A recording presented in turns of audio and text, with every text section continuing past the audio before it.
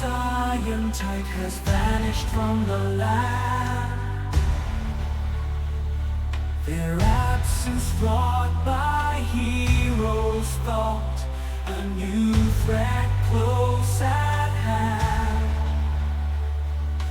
Rise, oh rise, adventurers brave through forest, hill and fen.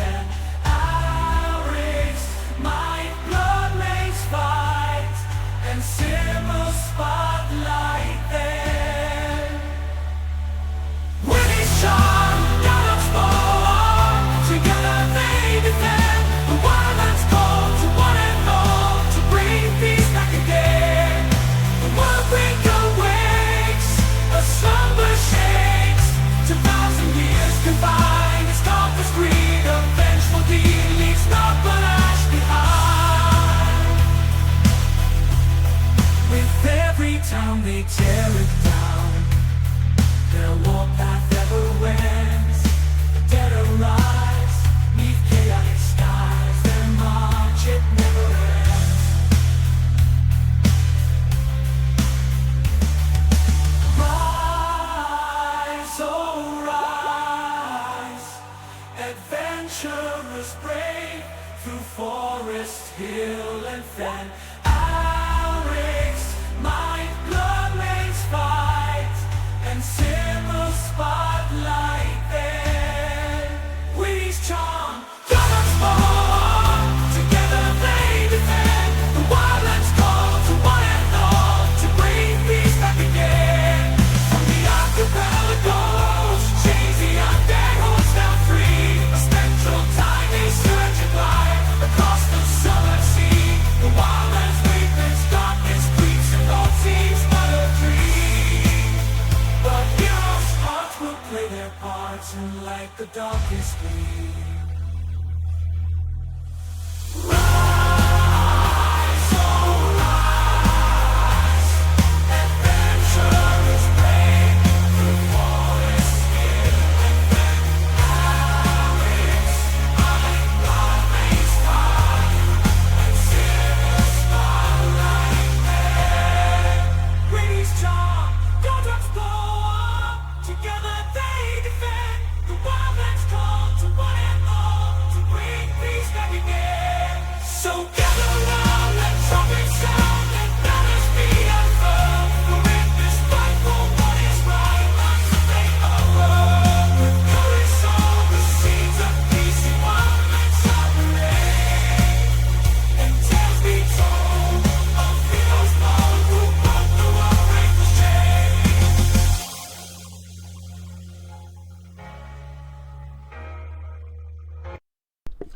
All right, guys. Hello and welcome in. Welcome in. Welcome in. Thank you guys so much for popping in and hanging out. Hello to Tech. Hello to Moon.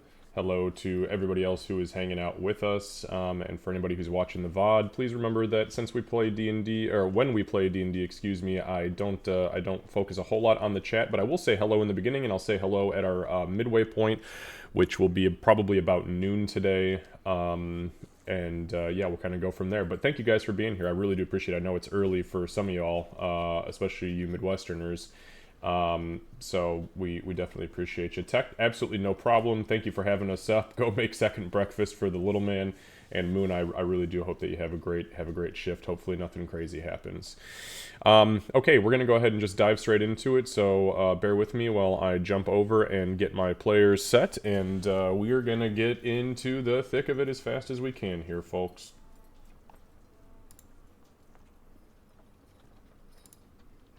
All right. Good morning. Good morning. Morning.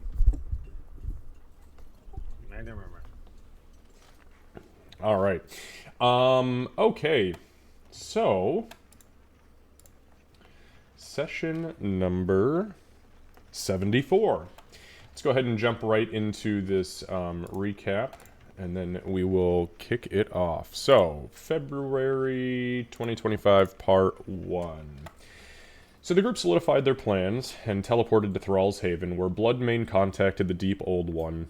one final time before going forward with the Soulforge ritual. His body unraveled down to the molecular level and then reformed, sans his warlock abilities. Now, much stronger and much more durable, Bloodmane and the rest of the group teleported back to Zlagmoshumbeek and took to the Lavish Serpent Inn, where they met with Ezekiel to discuss their strengths and weaknesses, or to discuss the strengths and weaknesses of the Worldbreaker. After he left, Sybil, in a very strange moment, decided to hijack the inn's band and encouraged an epic song about 4 adventurers downing 80 flagons of ale and then promptly dying. The whole place went wild, and over the course of the 8 or so minute song, everyone got absolutely hammered. Unfortunately, it led to an elderly woman almost dying, and an elderly man getting seriously injured, and multiple people suffering from alcohol poisoning. Great job, Sybil. Amidst the puke and piss cleanup, Sybil chased Gartok outside to the outhouse, where she creepily waited for him to use the bathroom and then flirted him into holding her hands before entering again. It was a very, very, very predatory night for Sybil, for sure. The group took note of this oddity before heading to bed for the evening. In the morning, however, the group awoke and began preparations for their impending engagement. Not Sybil and Gartox. Man, I was on fucking fire writing this one last week. They discussed who they would be sending with them into the final fight. And did not make it a decision, but divided up the remaining potions and scrolls from the bag of holding in the interim. They rounded out the morning by meeting with Ezekiel again and asked him for a massive amount of snow, ice, and ruby dust, all of which he failed to provide. That was a fucking session. Milestone XP, there was no milestones achieved last session, so there was no level up. And here we are today, kicking off session number 75. We are picking up on Agtet the 10th, Monday, Agtet the 10th at 11 a.m. Just so you know, Sybil, you are at a -1, and on the 11th you will have completely bounced back from your resurrection sickness. So, okay, that's that. I don't think I have any additional notes on my end. Let me just check real quick if anybody has anything. I got me a lizard folk. I've already bounced back. -1 or no. Touche. Let's see. Yeah, I don't think I have anything else. So what I believe what we had decided on at the end of the session was that you guys have just finished the conversation with Ezekiel. You were leaving the tower. You guys were getting ready to discuss what else was going to be happening in the morning. You guys had a few things on your plate. Hopefully you wrote them down. I know before you left the Lavish Serpent Inn after breakfast, you guys had kind of created an order of operations of how you were going to go about things. Ezekiel was the first stop. So with that, I will turn it over to y'all and let you go. So we'll say, for the sake of kicking it off, you guys have just left the tower and have stepped back out onto the street where you... Well, this place isn't paved, so no real street, but out onto the road.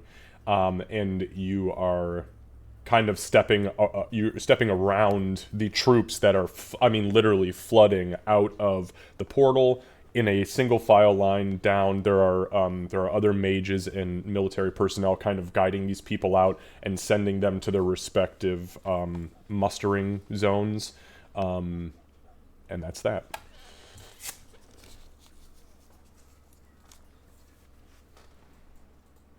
Alrighty.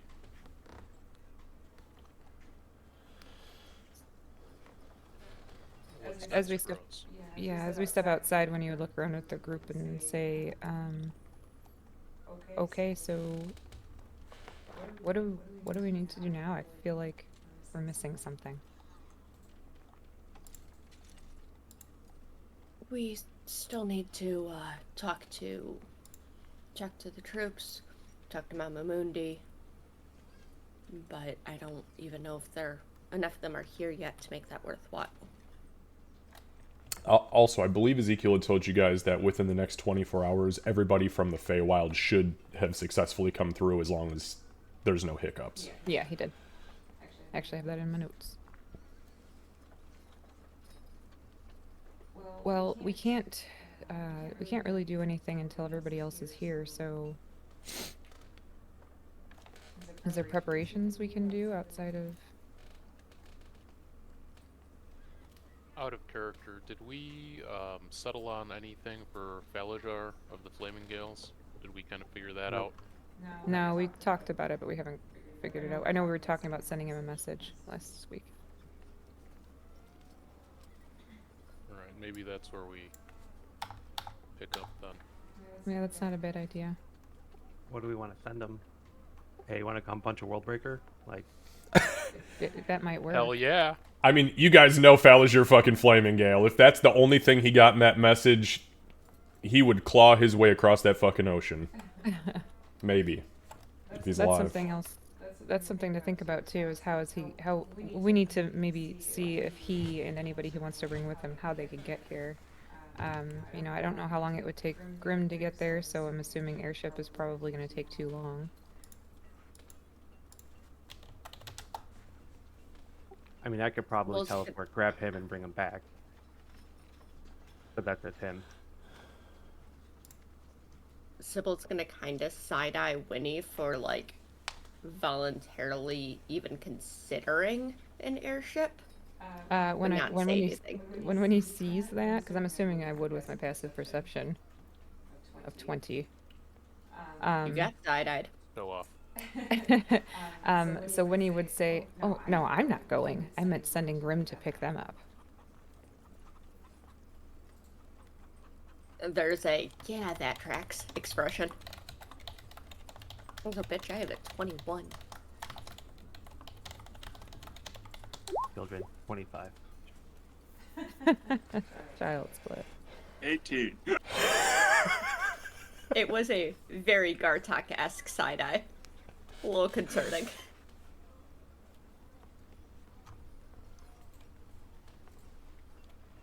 All right. Yeah, let's, Teleporting makes the most maybe- sense, I think.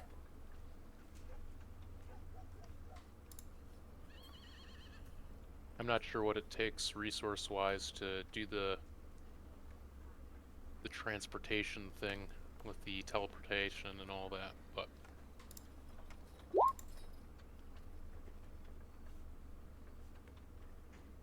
Well, let's probably maybe grab him or at least go there. Or... he may have a way to get here too. Who knows? He might. Maybe he has a shaman or something that could get him here. Ulrich, do Isn't you it- wanna? Kind of, sorry, is it kind of complex magic to be able to just... She just does the hand thing. All magic is pretty complex. It just depends on where you get it from.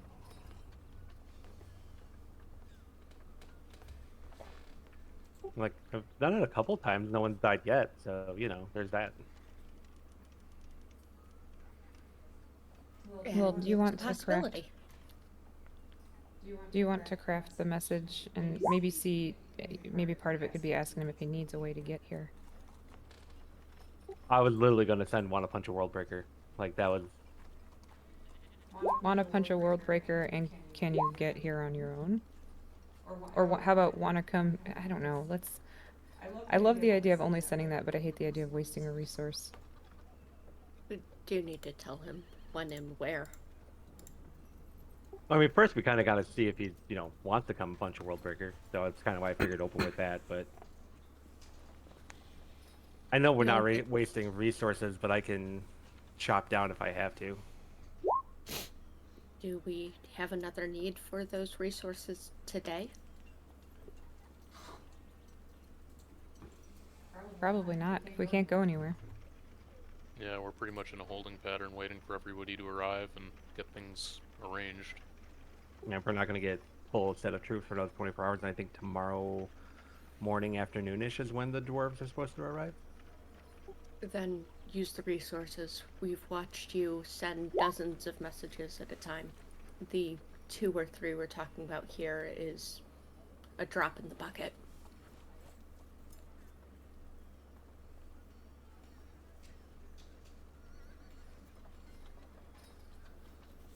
Is there anything else we can do in the meantime?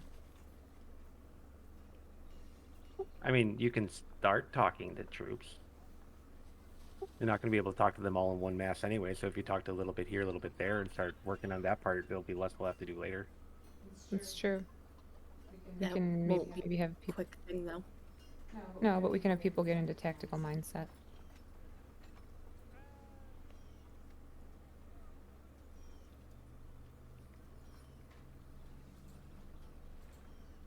All right. Well, Ulrich, you start getting that together. Emig, and she'll like kind of put her arm through his and say, should we go start talking to troops? I'm not very good at talking, but I can go with. Okay.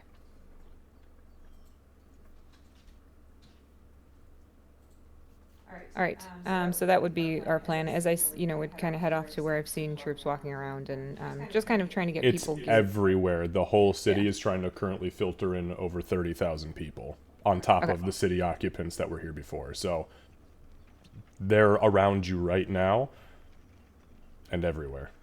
Might be easier to speak to them all at once than we thought.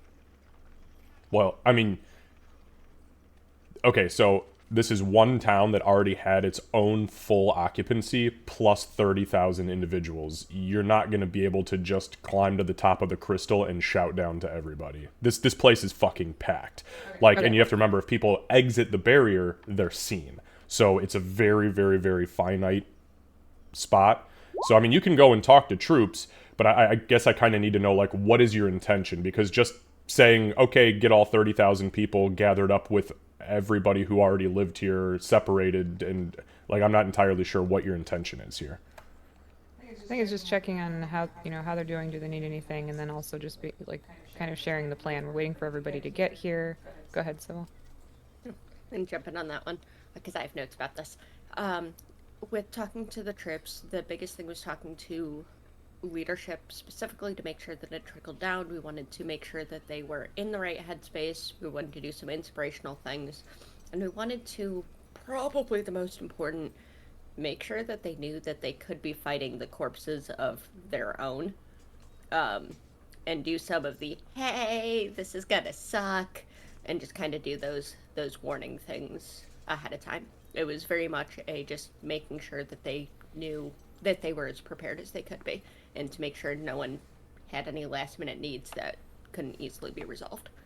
Okay, why don't you go ahead and why don't you two both then give me an investigation check and an insight check, please?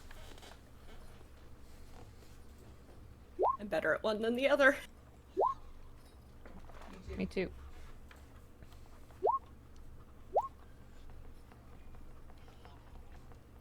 I want to roll this one. 19 for my first one. Okay, give me one moment. 1. You're real good at that one. Okay, so the insight we'll leave to Winnie, but you got both of your investigation checks were really not that bad. On my roll, this is because of your rolls, it will take you about 2 hours, I mean literally like 120 minutes to the fucking dot to just find leadership. Now the good thing is, because everybody here is dressed in their full battle rattle, their insignia is also pretty fucking clear. It's also pretty clear based on, who's actually got a helmet versus who's just wearing a chain shirt. Typically, the commanding troops and the officers are going to be wearing the heavier armor. But regardless, you guys are able to both find everybody who's come so far. Now, mind you, there's going to be another, like, almost 24 hours of troops filtering through, so only about a third of your total chain of command is in the city right now. But of those that you approach and speak with and kind of relay this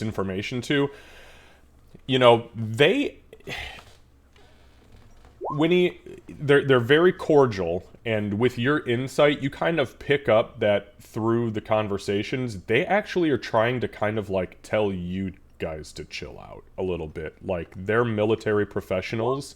You know, some of these officers are multiple hundreds of years old and have been serving in military structures, you know, pre both of your births, and they're very, very nice about it, and they're very professional about it, but they tell you to just don't worry about how they are. Everything's fine. They knew what they signed up for.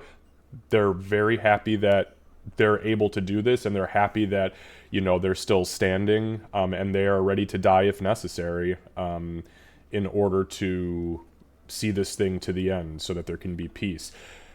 There is a little bit of fear when you mention the corpses of their comrades. That freaks them out a little bit, and there's a lot of, well, we thought the undead were... I thought that was a done deal, and having to explain to them that, well, no, necromancy is still a thing, just not under the guise of the actual undead leaders, that worries them a little bit. But they seem pretty good for the most part.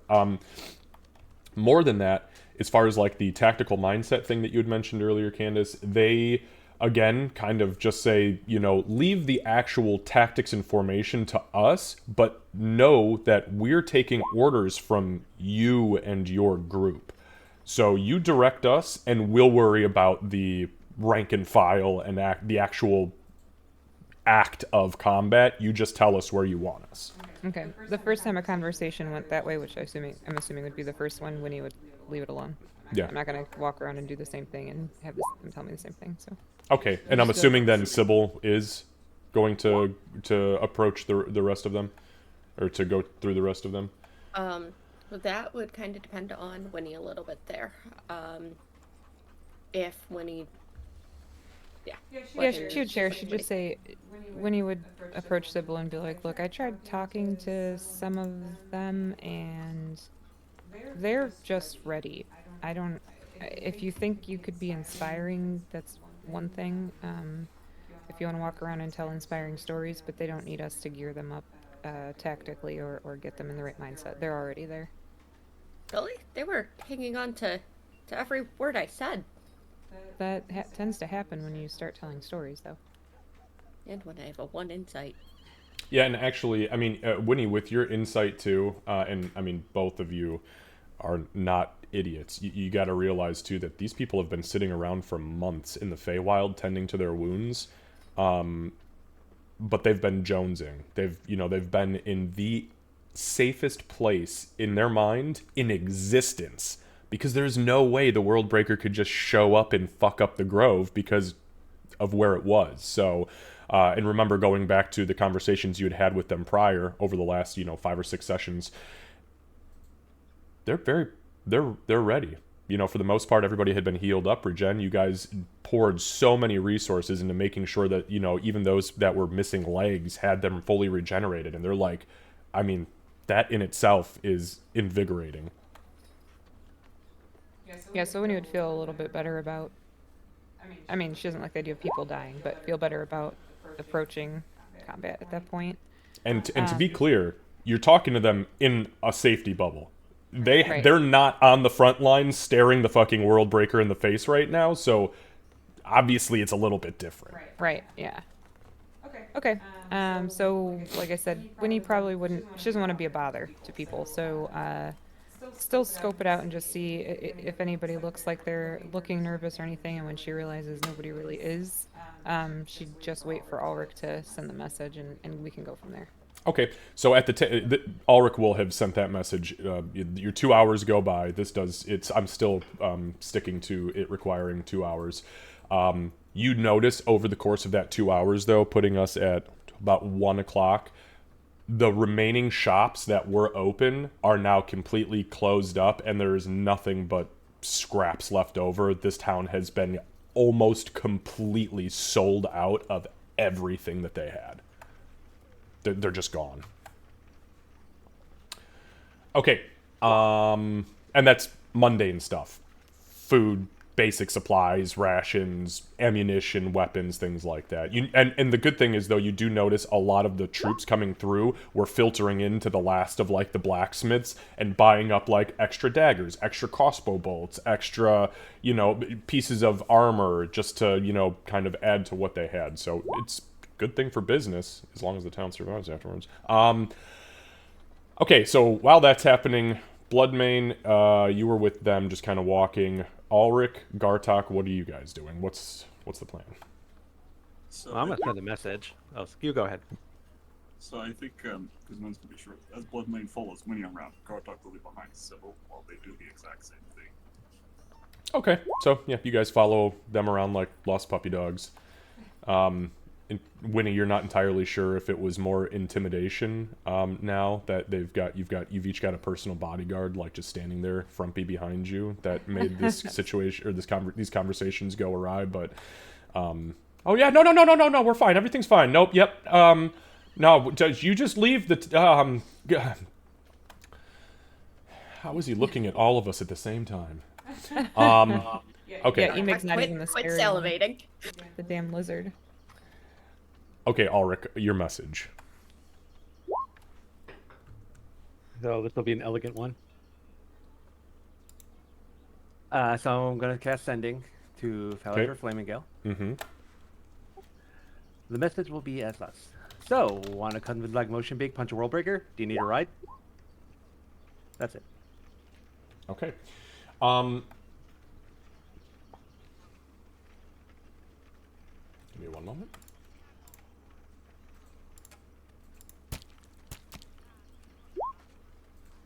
It's a damn good roll.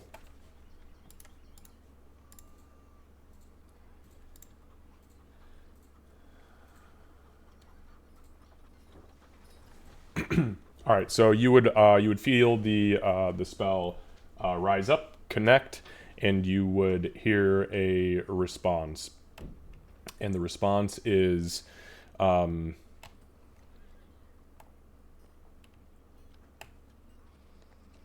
So the response is as follows. Ah, fucking get out of my head! Oh. What the fuck? Wow, it's been a long time since I heard from you. And the message ends. All right, I'll cast Sending again. Okay. I'm not gonna think of it. Yeah, it has been a little bit, but figured this would be something you may want to be a part of. Okay, it connects again, and you hear. Sorry about that. I forget how this shit works.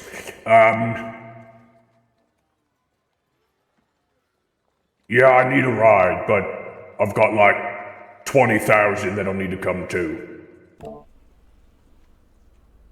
And the spell ends. All right, I'm gonna go ahead and cast Sending again and just say, all right, give me a minute or 30. Understatement of the year right there. Okay, so you hear him respond. Okay, the horde burns together.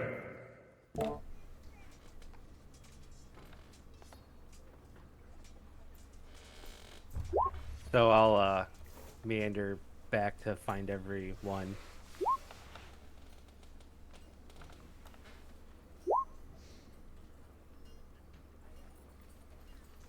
So What's the issue? he definitely wants to come and bring 20,000 with him. How we're going to get that 20,000 over here, I haven't figured out yet, since we're kind of busy. Can you do? Wait, is this after we're all back together? Sorry. Yeah, I said I'm going to Yeah, wait he for came us all back to be. first. Okay, so yeah, 2 hours goes by. It's about 1 o'clock. You guys regroup. Can you do one of the gate things? That was my first thought to a portal or a gate of some kind. Yeah, I don't have those in spades, or at all. Ezekiel might also. Did you tell him that you were still figuring this out, or did you just leave him like? So I told him I would need a couple of minutes to figure out how to get him there. I told him I need about a minute or 30. That was about an hour and a half ago. I don't know how well he can keep track of time, but we'll see. It took 3 messages, okay, 3 sendings to get that much across. So the first one he freaked out because he A, hasn't heard from us in a bit, and B, there's someone talking to him in his head. So that was kind of a wash. I think you did a great job, Ulrich. Thank you for Yeah. doing that. How are we gonna get 20,000 here? Even Well- with portals and with teleportation, that's a lot. I can carry 2.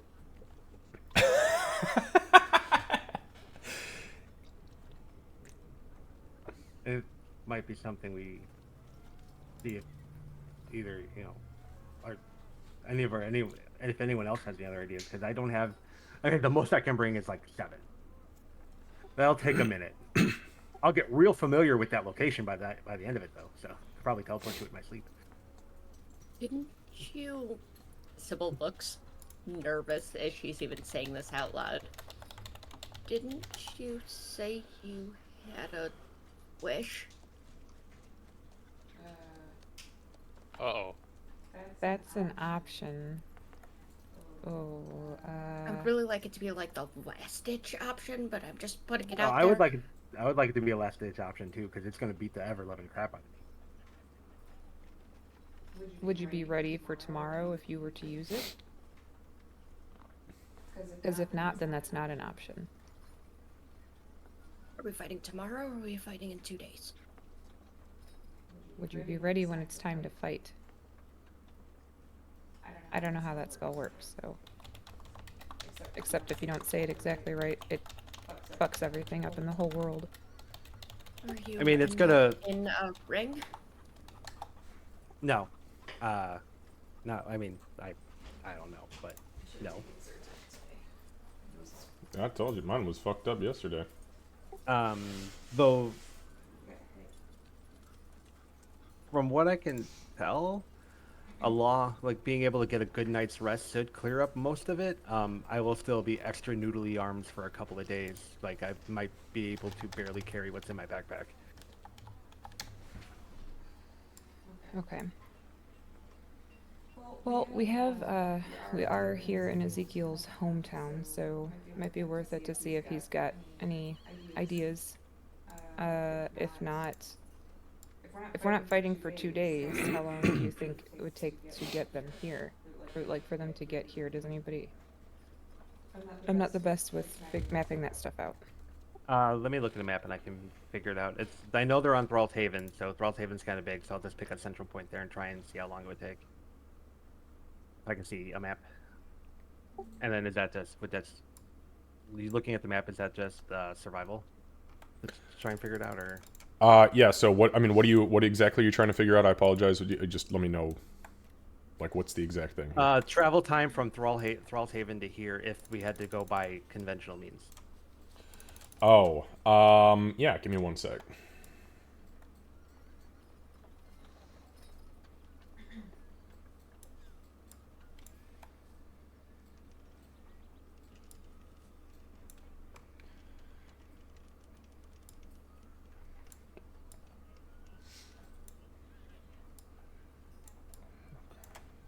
If it's more than a few days, you probably don't have to actually do the math. Yeah, that's true. So what I'll tell you is that it's 124 miles from the center of Thrall's Haven, straight line to Zlegmotion Peak. Yeah, we're gonna have to do is figure out something.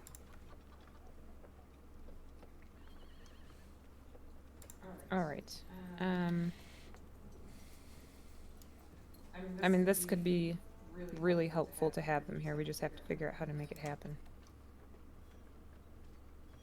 Yeah, he definitely made it sound like he was not coming without them. So I don't blame him.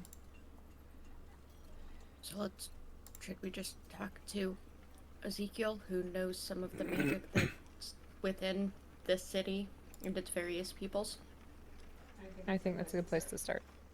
Yeah, my worry is that because the circle is used by getting everyone from the grove here, we might have to wait till they're all here to even try to put You're worried. put a doorway open.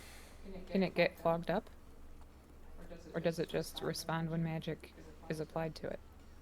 It's still a physical space limitation. That's why it's taking so long to like filter in troops. Because if you try and cram too many people in, you start cramming people into other people. And when you're kind of teleporting, that's not necessarily a good thing. Hmm. Didn't Pretty sure that's how those he- gorillas got made on the island. Probably. Extra arms and nonsense. didn't Ezekiel also mention something about it needing time to recharge? He was definitely there making sure it did break down, but we can ask more specifics.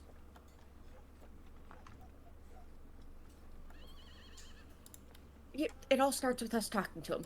So let's go and talk to him. Did you give him his bottle back? His sherry? Yes, I did. Okay. Okay, so you guys go back into the tower then? You should let him know we're on our way. We're already here. I'm not sending him a message from 15 feet away. Could have been with a hello, other mage person. Please go and let him know that we are here. Okay, Still- so Everything has to be magic.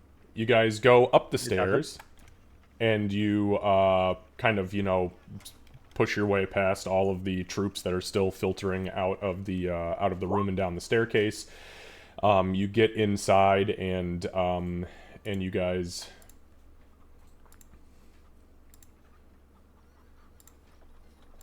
see Ezekiel, who is actually currently squat down over the circle as it continues to flash. And every second or so, somebody is stepping through. Couple seconds, but Ezekiel kind of like grabs one guy by the knee, stops him, and says, "Just hold on a damn second. If you smudge this anymore, you're going to one of the planes." And he kind of redraws a rune on the ground with the chalk, puts the chalk down, and you see his hands are fucking covered in this glittery, like white, powdery substance. And he just wipes his brow, and you see for the first time this man is sweating. Okay, now go. He kind of stands up and looks down, looks back over, sees you guys, puts his dirty hand up into the air. "Oh, you're back. So soon." Kind of walks back over to you guys. What can I do for you? What troubles you? Well, Not first, necessarily troubling. is there anything that we could, or I, or Ulrich could be doing to try to help with anything, but this in particular? No, I just need to be left to my devices so I don't accidentally send these men to the hells. I'm gonna slowly back out of the room. So I'll grab Gartok and follow Bloodmane. you said 24 more hours, roughly everyone from the girl will be here? Well, 22 hours now. Oh, well, yeah. Time flies. Give or take. It's more of a guesstimate. Yeah. And I would try to guesstimate on trying to find a way to get 20,000 more troops here from Thrall's Haven. From Thrall's Haven? Holy shit, didn't realize there was 20,000 troops on Thrall's Haven. You see he kind of closes his eyes. Well, if it's 20,000, you could... Let's see. Depends on how they were grouped and how well and quickly they could move, but technically, you could cast Teleportation Circle like 24 times. Each one allow... You could probably get about 864 people through one Teleportation Circle if they all dead sprinted into it while it was open. Let's see, 20,000 divided by 864. Yeah, so probably like 23 castings of Teleportation Circle, and you could probably make it happen.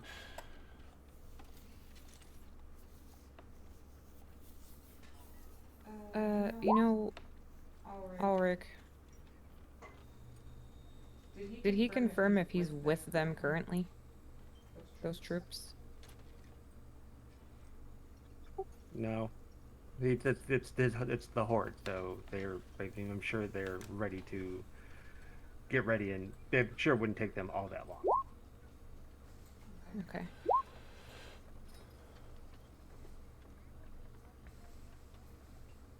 I just don't know that spell. Well, I don't know what to tell you. I am tied up, and my mages were sent to the slaughter against the ogre army. So I am incapable of donating that level of resource. If you would have told me about this a week ago, things may have been different. Yeah, I got a vision of it last night, so I'm working as fast as I can. You received a Doing with what I vision got. of... Vision of a friend from the past that I contacted to see if he would want. He's a very stout individual. Would be another good person to bring with us as someone that could help deal blows and also take them. Stout individual? The dwarves are coming by airship, are they not? That's racist. He's an orc. He's a big orc. I'm absolutely racist. 100%. Yes. Right. Well, see yourselves out. I need to tend to my circle. Then he All right. turns and walks away.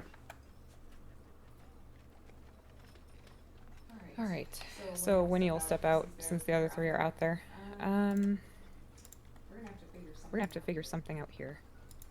I had a feeling he was gonna be too busy bringing everybody else already.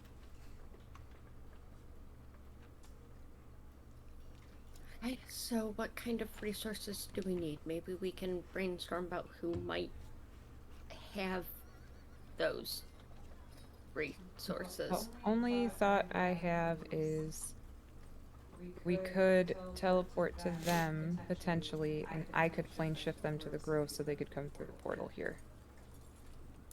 Yeah, but you can still only plane shift like 8 at a time. Yeah.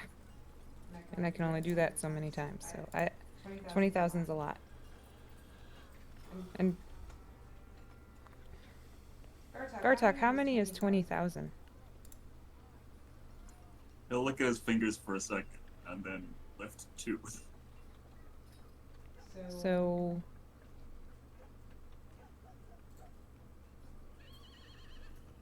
I'm hoping it's an overestimate. I don't know how we're gonna get 20,000 troops here. I don't think we can, other than the last ditch effort. Right. What about other people we know who have She keeps saying this, but who the fuck do you guys know that is going to be able to do this? This is Like who? Yeah, Ezekiel. I mean, there's Mylar, but he's busy too. We can ask. But he's busy too. do have a bad idea. Well, first my brain went to Octavius. We don't know if he has any sort of teleportation resources there. But we have one... Okay, so it might be a very bad idea. What about the dragons?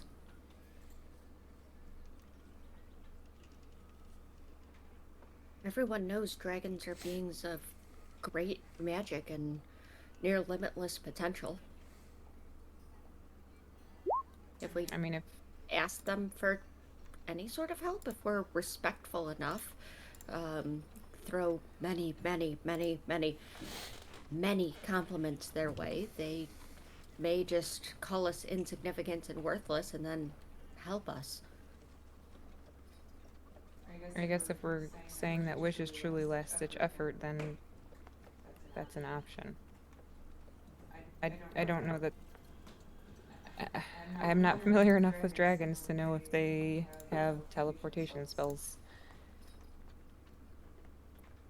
They hoard relics and artifacts and all sorts of magic. Every story says something like that. I have no idea if it's teleport, but the epics always say they have magic. When you'll kind of look towards Ulrich. I almost think they're more of a last-ditch effort than the wish spell, if I'm being 100% honest. The thing with some dragons is that I mean, most of the time they're very like vain and powerful creatures, but they can get annoyed pretty quickly and just decide, you know what, you guys are on your own. That's why I don't ever want to ask them for anything because we need them. They're the only thing that's relative on par size-wise to what we're about to go up against. I don't know if this is useful, but I still have a message for Thaxton Golva Blue from Octavius, his father.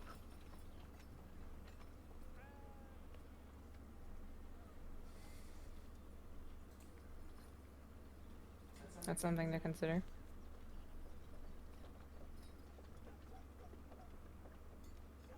Could we do the magical game of message chains and see if Octavius could help communicate with them? Would that help mitigate it all, or is that going to make it worse? If he wanted to communicate with them, he could have by now. He wouldn't given us a message to send to them.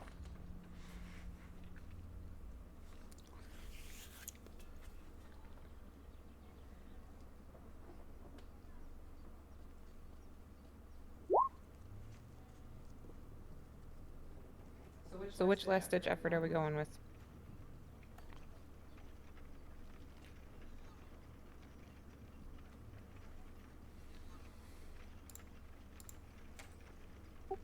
I don't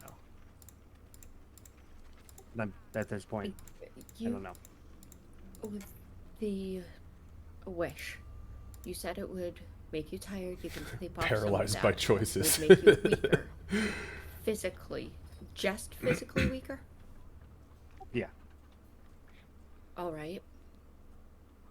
I mean, if I do it in the heat of the moment, I can't cast any spells without it nearly killing me. So until I rest again. So this would be it for the day at least. If it works as normal, I don't know. This could be something worse. It could last longer. I don't know. Like we're literally talking about the craziest thing on the planet, minus the thing trying to eat it at the moment.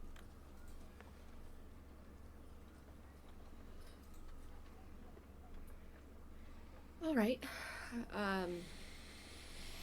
If it did work as normal and you had time to sleep, you're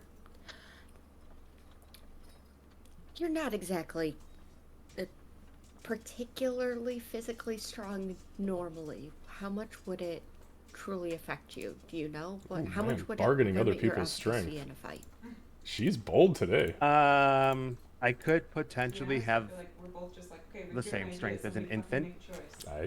We're gonna So sit I here would barely deadlocked. be I able to mean, move with.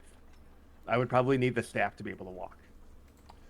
Without my backpack on, I wouldn't be able to carry anything with me.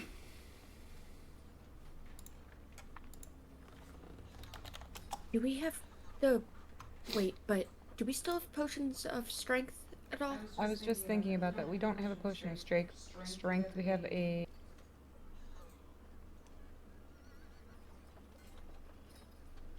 potion of vitality, but I don't know if that's going to be enough. That only gets rid of exhaustion. Potions of strength.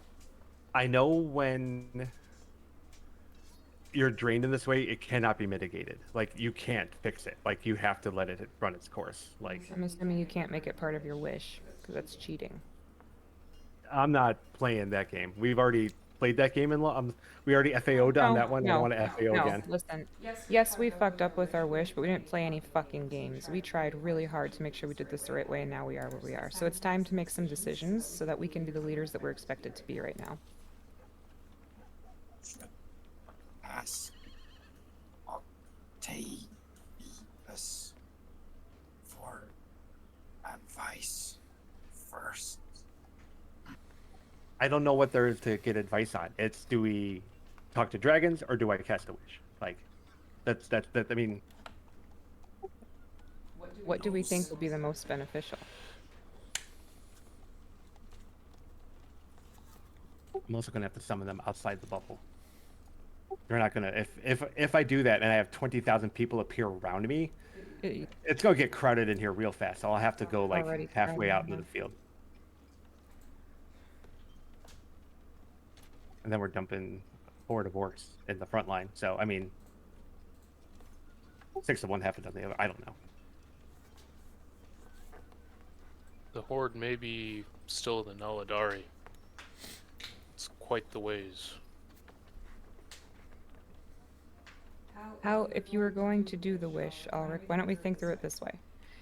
If you're going to do the wish, how would you do the wish? And if you're going to reach out to the dragons, how would we do that?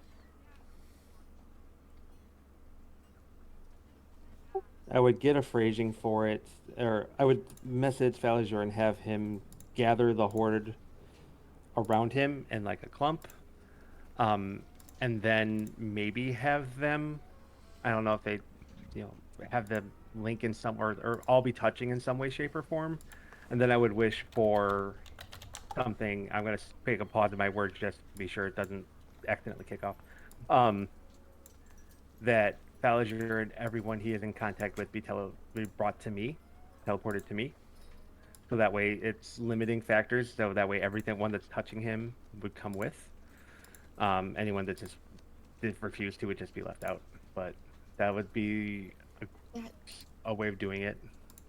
I'm not anyone saying it's he's the in right way, but contact it's a way. with sounds like just the ones that he himself can physically touch. Can you not just ask for him and his troops? Or Any anyone he troop- declares? Yeah, yeah, well, don't say declares because we have to think very, very. He'd have to say 20,000 names. But if we We say. also want to all active and willing troops. Because we also don't want any fallen to suddenly come with him. Just because they're. Because we know that necromancy is a thing still. Alright, I've heard a lot of stories where things go bad. All right. Well, that's one side. How do we want to word asking the dragon? Well, I try and think of a better way of doing this. Sybil's gonna turn to Gartok. Hey, Gartok. If we need to shower the dragons with praise befitting of their... Would you do it? Gartok probably like look up for a second. Food in his mouth and everything. Which he stole from somewhere you don't know. So he'll kind of just look up and think for a second, which is probably way longer than it should take for him to figure this out. And then he'll say, If present would kneel, then refer to as Great One. which is exactly what he did when we last spoke to Thaxingful. Okay, so shall we think that they have significant power and refer to them as being greater than us? That's at least a start.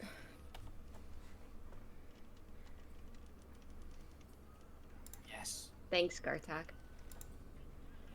Well, come. Minnie would smirk a little bit at their exchange.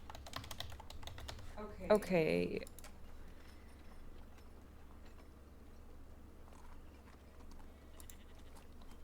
So let's think about it this way. So we can't bring everybody. If we get Falazur, it's 20,000 more troops. What if we go a different route? If we really can't find a way to get them here, or if Ulrich, you're truly uncomfortable with the wish spell. We could reach out to the dragons and see if they have any way of helping. Good place to start. Hey, we've got 20,000 troops in this location that we need to get outside the bubble here in Zlegmotion Beak. Is there anything you can do to help us? And if they say, no, we're already doing more than enough, then we no longer have two last-ditch options. Winnie, you suddenly hear a raven cry out from behind you, like almost at head level. And as you quickly turn around, it flies up and immediately perches on your shoulder. And it kind of taps you in the side of the head. And you can see it's got a little scroll in its mouth, tied off in black yarn or sinew of some sort. I give him a couple little scritches and then take the message and thank him, Okay. and maybe even offer a ration. Okay, I mean, If he yeah, I doesn't can't. fly away immediately. Yeah, it can't, carry 2 pounds of meat in its mouth, but it takes a little nibble and then Yeah. takes off. All of my birds make the same noise, by the way, since the beginning of this campaign, so deal with it. Okay, so yeah, you've That got was the such note. a casually good bird noise, though. Like, Yeah, so I'll open it up and read it. Okay, there you go.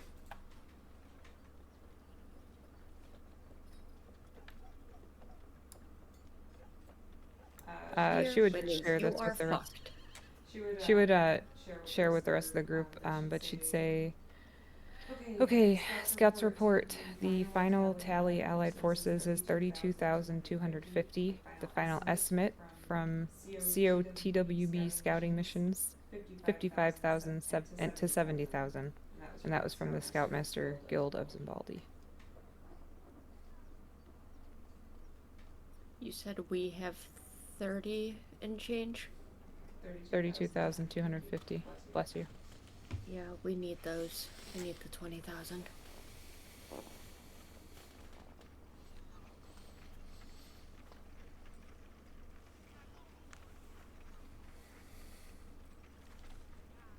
That could make quite a difference. Yeah.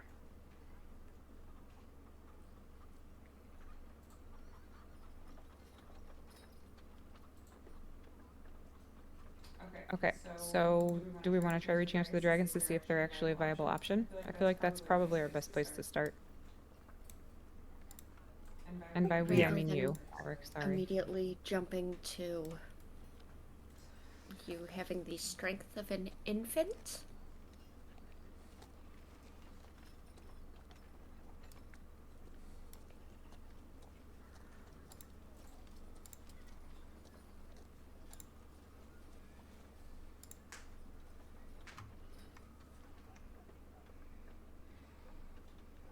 So I'll use the Pearl Power to get a 3rd level spell back, so I can cast Sending before I start busting out other spells. Okay. And this, I gotta word this, give me a second. I forgot to do that first.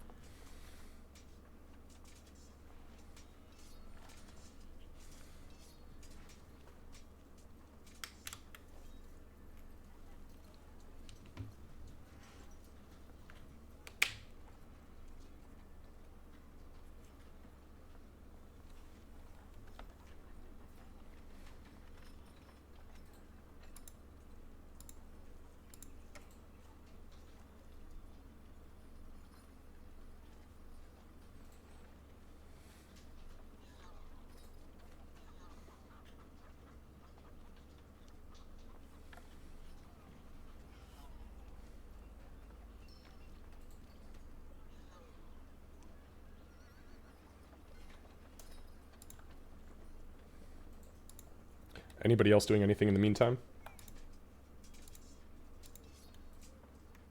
As much as I'd like to go fishing, I think that I need to remain with the group. Winnie wants to go Same. fishing.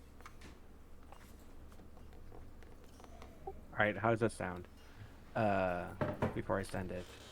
Because I'll have to send it to Arcosian. Have a chance to add 20,000 troops in the fight. Is there a way you or anyone with you can assist with getting them here? It's exactly 25. Though, I guess they might need to know where they're coming from, so you might have to do another one, unless they initiate it. Well, if they can't assist, then I figure... That's fair. Is there any way you can trim it down to be, or even use a second spell to be as polite as possible? Not just efficient and to the point. I know it's a strain on your resources, I'm sorry. Yeah, give me I a think second. we just need to be efficient and straightforward. The end of the world does affect the dragons, whether or not they wish to. I'm wondering where Say everybody that. thought these guys were hostile to you. You guys made And Nick allies does of have them. more magic experience than I do. So maybe Well, yeah, because it was their entirely territory. trust They're me. fucking territorial. I mean, you don't have to say. I'm just curious. Like, she just thinks. I'm not sure why everyone thinks that they're so aggressive. Just to be clear, too, they are our allies. The only way that they would become hostile towards us is if we went into their territory. Dragons are territorial by nature, and they claimed that area. So I don't think we need to worry too much about them not being willing to help. It's more them not, in my mind, it's more them not having the resources to do it. Potentially. But don't say that because that'll be insulting and then they will be hostile and he'll probably yell at you. That's Winnie's biggest concern. She doesn't want Ulrich to get yelled at, you know. I'm used to it. Womp womp. My main thing is that it's, I don't know.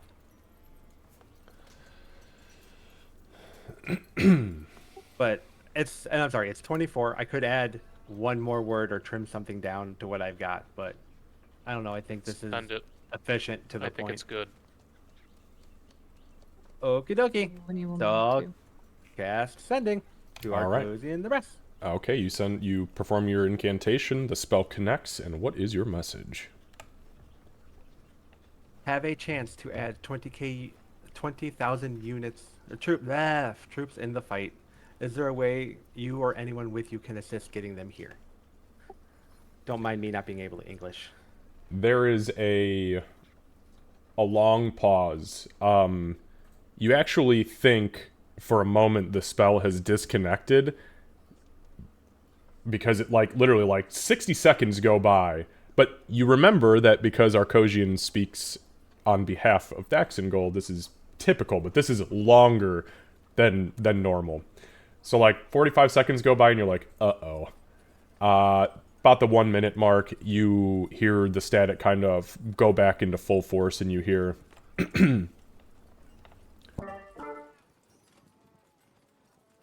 Of course, we have the capability to make that happen.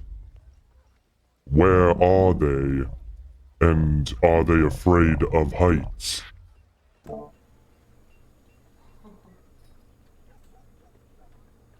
me go find that out.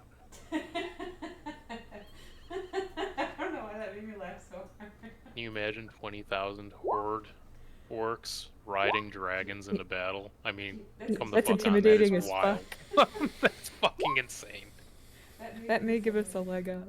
it's like you guys have been sowing alliances for the last fucking 4 years or something. I don't know. Making some, ruining most of them. You know, it's a thing. We're good at it. Yeah, it's true. We haven't ruined as many as we've just killed.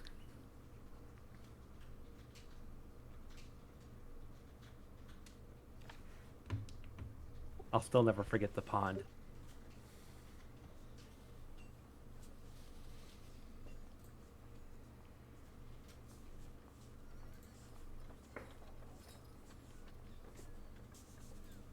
I need a couple of minutes. I've got to map down, buying down spells to make sure. But I'm sure I've got.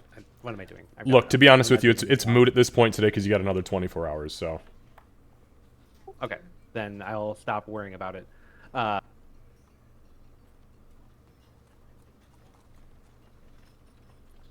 Minimum another 24 hours. Right. I will send another message to Falajur. Are you still on Thrall's Haven? Is the Horde ready? Are you afraid of heights? Okay, you receive a response from Falajur.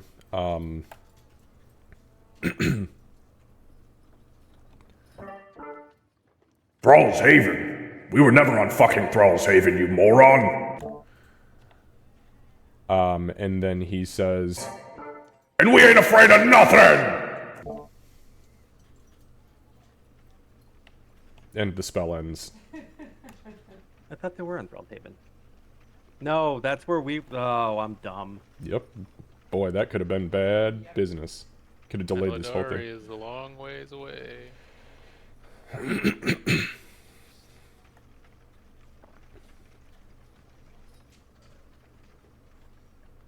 Dragons haven't arrived yet either. They're in flight, so. Well, if it's on their way here, which it may be, if you think about the map, it may still work. It may still work out.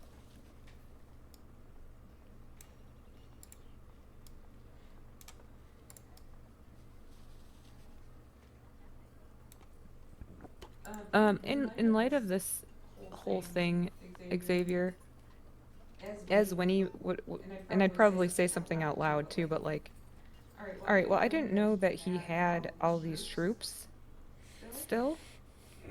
Is there anyone else we're forgetting that we should have reached out to before?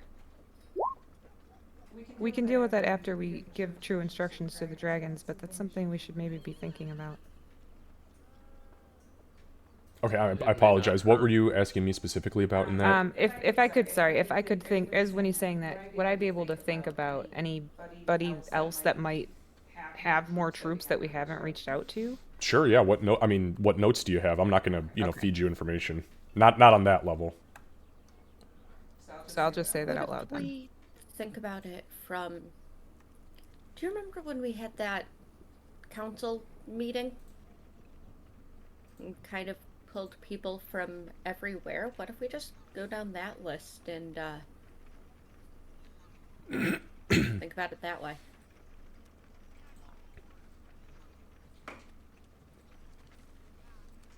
I do have that.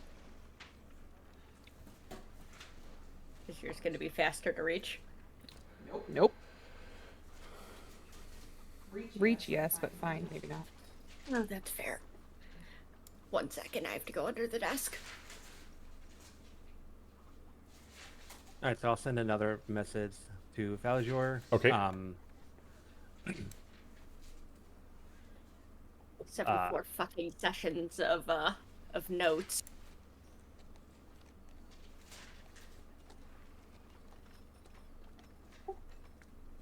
My apologies. My brain is a little bit of everywhere. Where are you located, and are you ready to? When will you be ready to move?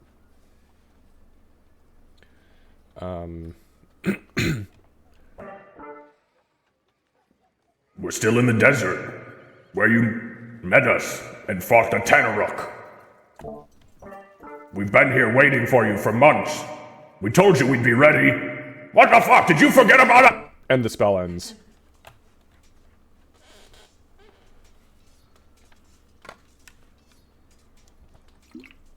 Still didn't answer my question. Well, I guess he said they're ready.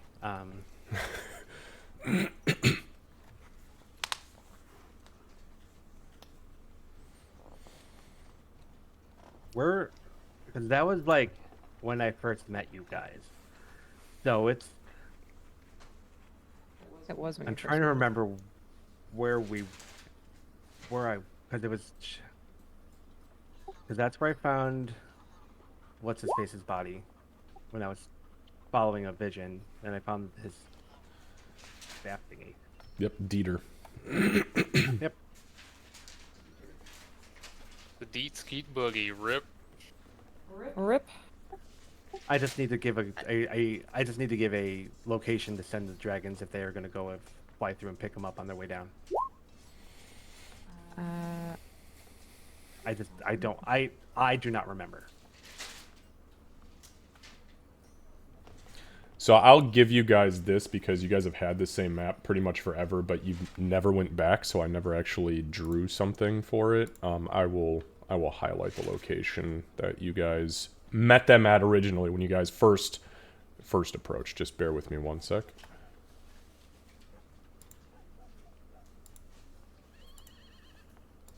And then when we are ready, I do have the list of all of the people, their areas, etc. So many of these names are dead, though. Saying as Cat, not as Sybil.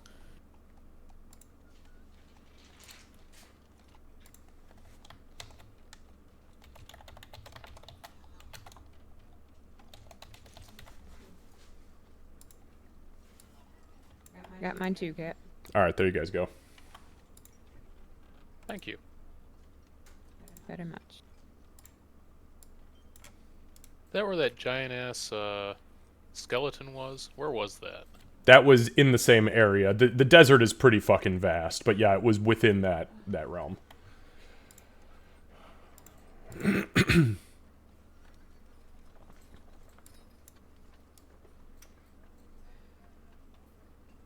Yeah, that's So- on their way. I mean, as long as they haven't passed that area yet. So Maybe tell they can them. just swoop on by, pick up a bunch of orcs. No big so, deal. So am I going to tell them the northwest of the oasis, there should be a giant orc horde waiting to be picked up by Dragon Uber? Like, Yeah, I think they'll figure it out. I hope. all right.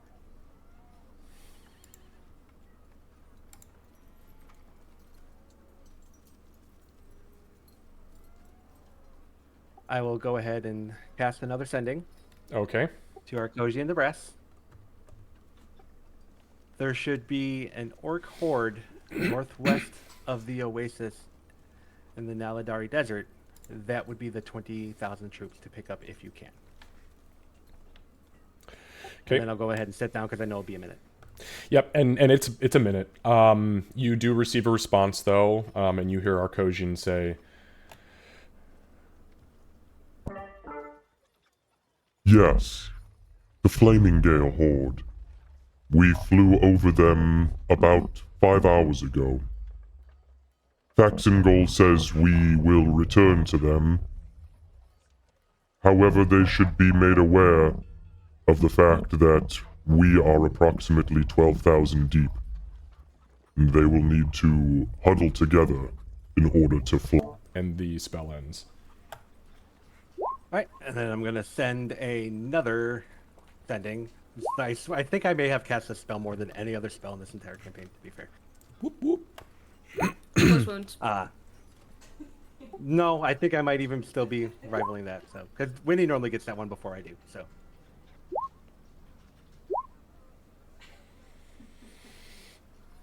I'll send a message to Falajor that roughly a metric crap ton of dragons is on their way to pick them up, huddle together, and get ready to fly. Okay. And you receive a response from him, and the response is, Fucking believe you all forgot about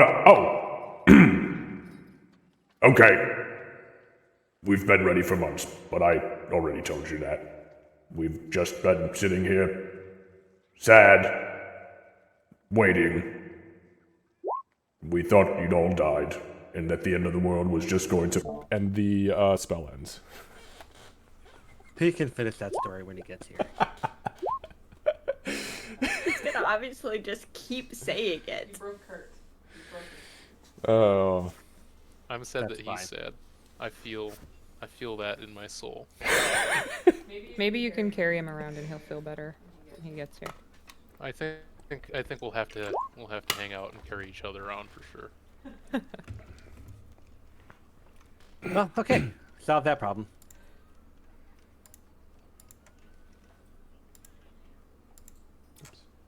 All right. The Let's list. warn people so that a bunch of yeah. dragons carrying orcs don't just appear outside of town and... Yes, Sybil? DM question. Is Yeah, there go a ahead. system in place for like runners to relay information or some other way to mass spread information? Nope. And people are Cool. shoulder to shoulder. But that's quite the game of telephone. Yeah, I we mean, start taking this place is wagons and fucking orcs. packed. It is ridiculous. It's like being in a metropolis. Like, this to you, Sybil, would be like being in Zlaneshi during an Empyrean festival. Shoulder to fucking shoulder. Yep. In that case, her non-existent purse has gotten tucked to the inside pockets, and she's ready to rock.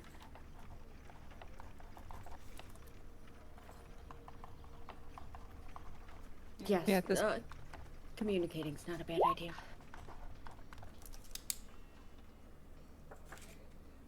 So the goal isn't to tell every individual soldier about this. We tell their COs, we tell the COs. I mean, we go to the top and they filter it down. That's their job. And you guys, I mean, you guys have already made a 2-hour round, so you know what the officers look like. I mean, they're very obvious. The heraldry is not hard to pick out. All right, yeah, so maybe I think I'd start doing that. Just be like, hey, I know you guys are ready. I'm glad that you are. We just wanted to let everybody know that we have more troops coming in by way of dragons, and they will be outside of town. They will be appearing. We didn't want anyone to be alarmed. If you could spread the word. Okay. Yeah, so for the most part, we'll say that you go to 2 or 3 different officer groups, and they seem pretty receptive to that. And one of them, actually, it would have been...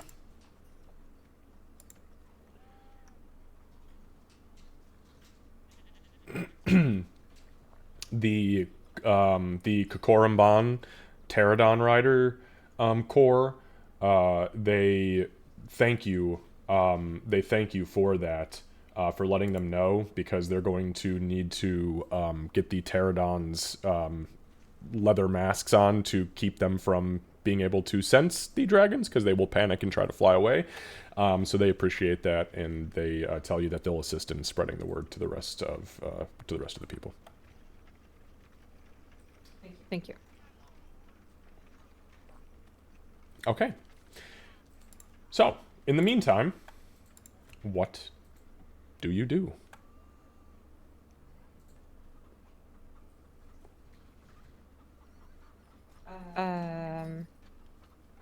If anything, there's no pressure. I mean, I'm just... No pressure, just the end of the world as we know. Yeah, it. NBFD, man. We were talking about going down the list, seeing if other people that we may not have talked to that we should have. Okay. They don't bring troops, but I think I owe it to the Kraken Priest and my old brother Bjorn as to what will be happening in the next few days. If we have a way of reaching them. Ulrich, did you meet them? I think you were in there because we were fighting the were-rats. Probably, maybe. No, I don't No, think he I did wasn't. actually. Nope, that was one of the last adventures Dieter went with you guys on.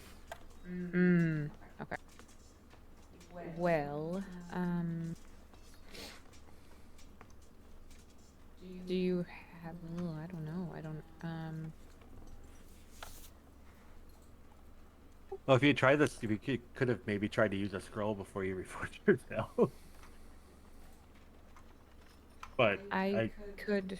It would take much longer than a sending spell, but I could potentially send an animal messenger of some kind, assuming that Bjorn isn't hungry when it arrives. No guarantees. It's just a thought. I don't know if it's necessary or that they can or even would help us, but it's a thought. Could send it. Trying to think of what could be in the water over here that could potentially get to them faster. Either that or flight, I suppose, but the water seems to make more sense, considering the location.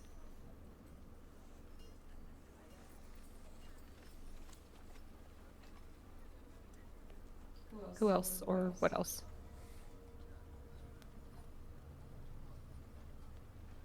We can always update Octavius if we haven't.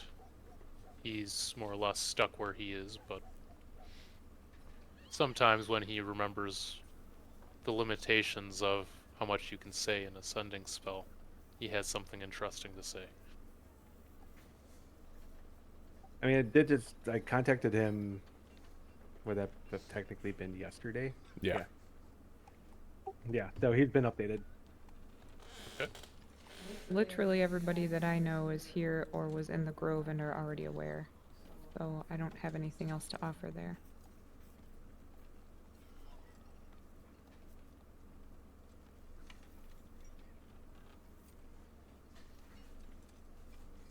I really think we've got everyone. So at this point, it's just waiting for everyone to show up and kick this off. I can't think of anything else.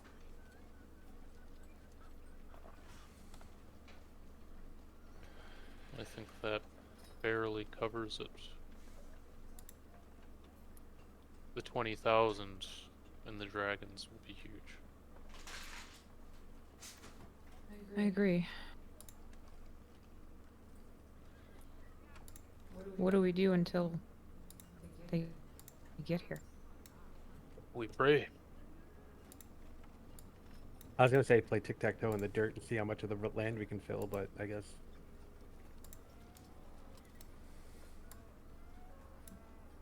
Praying isn't What's a bad that? idea.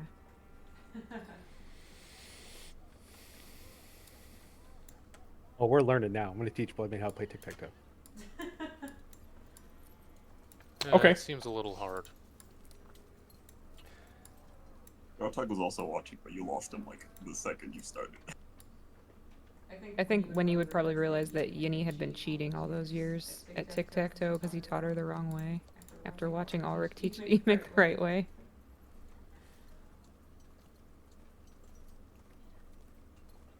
Yeah, other than that, I think honestly it's gonna, unless anybody else has anything to do, it's gonna be kind of a sake of brevity situation at this point. Until I would be watching for sure, watching the skies, because it's not gonna be hard to spot them coming, but I want to be able to welcome them when they get here. Yeah, and you guys were told they're not going to arrive until tomorrow, anyways. It's I mean, when you're flying 10,000 deep like a fucking pack of geese, you know, now with orcs on their back, it's gonna be pretty intense. So, and they have to go back 5 hours, so Right. it's you know 5 10 hours. hours out of the way. Okay, so. Then, for the partial sake of brevity, anyways, and if anybody wants to do anything else, obviously just say something. But you guys kind of go through the rest of the day. At this point, it was already about 2 p.m. So you guys go through the rest of the day, kind of just surveying and waiting and watching and, you know, waiting for information to flood in. More and more reports come of, you know, this full unit has arrived, this full unit has arrived, this full unit has arrived. At about 11 o'clock at night, there is a message that comes through from Ezekiel, and it's actually through a courier, like a runner, one of his personal apprentices. He approaches you guys and pretty much tells you the city is at full capacity. We are going to start mustering troops on the west side of the barrier, but outside of the city, since scouts confirm that the cult of the Worldbreaker is coming from the east, from Demon Spring. But he says he apologizes that some troops will have to stay outside the barrier tonight because there is absolutely no more room in the city, and it's actually becoming dangerous at this point because Ezekiel's fear is that, you know, one accidental issue and it could cause a stampede, which then could kill a lot of people. So Yeah, excuse me. Winnie would assist however she could with getting shit set up on that side of town during the time that we're waiting, then trying to just, if nothing else, just like get space set for them and sure. move shit. Yeah, and to be fair, it's not, I mean, you know, troops carry everything they need on their back. You know, and some of these guys are actually just, like, facilitationists. That's a new word, facilitationists. They're facilitating the tents and supplies and things like that. They don't have, like, mules and oxen. It's literally just troops carrying their shit for them. But anyways, they slowly weasel their way out of town, and you notice, to give people who already lived here kind of a little bit more comfort, about 3/4 of the troops that have arrived so far are mustering on the west side of the barrier, which makes the townsfolk, the regular townsfolk, much more at ease, because again, the crowding makes everybody a little bit nervous. These people from all over the archipelago, nobody knows who they are. There's kobolds here, there's goblins here, you know, there are hobgoblins here, and some people are, you know, they just don't, you know. Then you've got things like the pterodon riders, you have war dogs that are being walked around. Everybody kind of gets slowly but surely pushed out. Some units stay, but for the most part they go. Okay, with that being said, you guys get a message about 1 or 2 in the morning from Arcosian saying we've had to stop for the evening. We stopped just north of the edge of the desert. They have successfully picked up the flaming gales, and though they're a little bit ornery, they are ready and waiting, but they are bedding down for the evening. They'll finish their flight in the morning. With that being said, actually recruiting the Flaming Gales was one of your guys' final milestones, which is why I'm glad you decided to do that, because if you didn't, you'd never have gained that level. So everybody can go ahead and take this long rest to level up. And that is going to bring Ulrich, I believe, to 19, and everybody else to 18. Ulrich. If we didn't get the orcs, would we just be dead? We'd probably die. Not necessarily, because there's still a lot of, roles that go into it, but I mean, having a fucking, so the Flaming Gales being a 20,000 deep unit is the die size is a D12, so having 12 hit points on the field to soak up, damage from your enemies is a pretty big fucking deal, considering most of your guys' units are like D6 and below.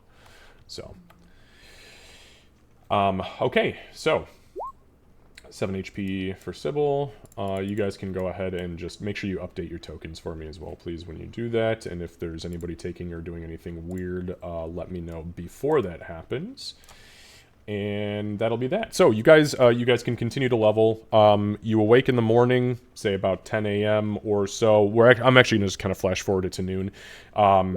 There is a horn that calls out. Ezekiel announces to you guys specifically, again through an apprentice courier, that, Sybil, you need to hold on. Just let me finish this. There is a courier that approaches you guys. He lets you know that the remaining troops from the Feywild have successfully arrived, and that the gate on the opposite side is now it has been shunted for 4 days, meaning that the gate to the Feywild cannot open. It has utilized every last bit of energy that existed within the artifacts that power it, but they did get everybody through. Now you can still get there technically through like plane shift and things like that. You'll just need to target somewhere in and or around that shit, and not the gate itself. So that's that. So, actually, let me write something down real quick, now that I'm saying that.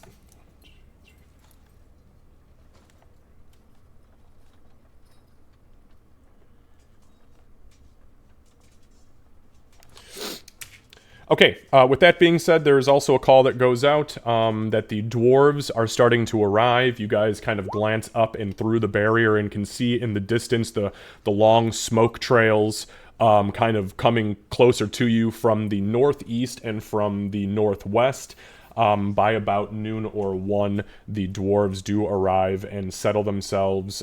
They land on the outside of town, kind of more towards the northern portion. They're trying to stay as far behind the bubble as they can, though, knowing that it's a protective thing. They don't want artillery or anything to rain down on them before they have a chance to fire back.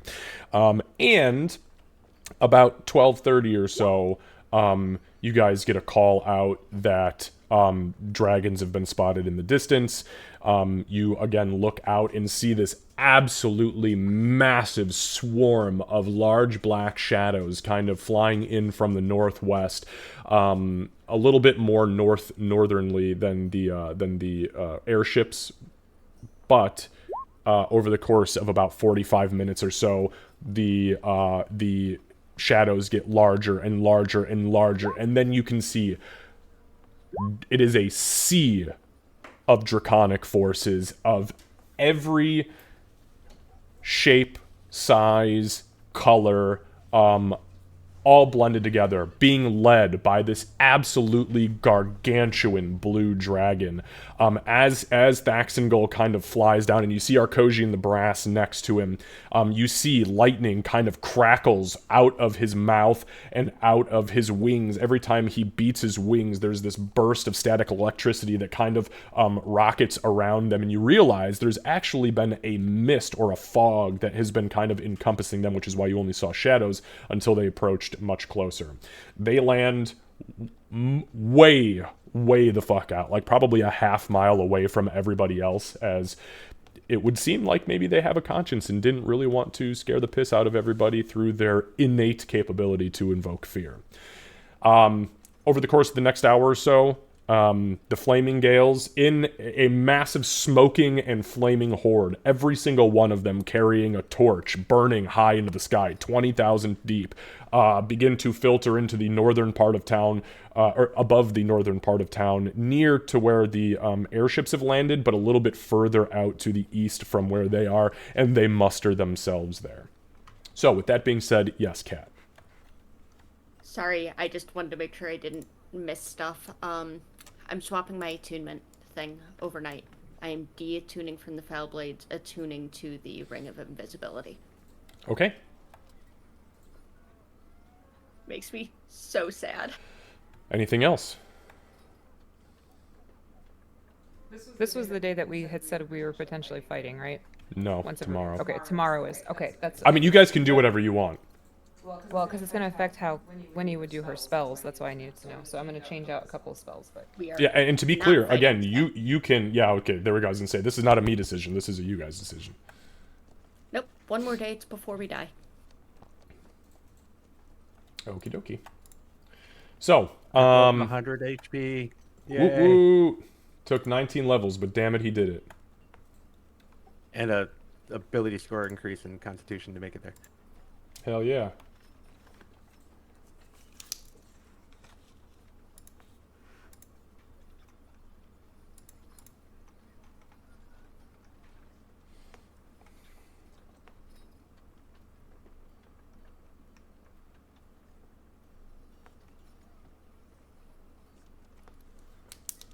Alright, so what are you guys doing? I can give you a minute, obviously you can still do your levels. They should be pretty straightforward for the most part.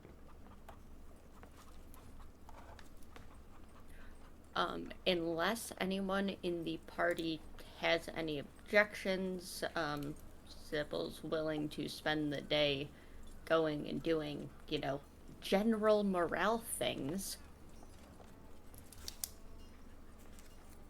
Okay. Obviously, our breakfast would have included my usual, not that it's going to matter today, but that would have been 20 temp HP, for our party. But is anyone opposed to Sybil wandering and just spreading good, non-drinking, epics? I'm not opposed to getting people's spirits up higher Non-drinking. too. Getting people- Yeah, if a drinking brawl starts here, we might lose half the troops. So, okay, that's what Sybil's going to be doing, is she'll spend the morning, the day, etc. Unless the party pulls her away. Okay.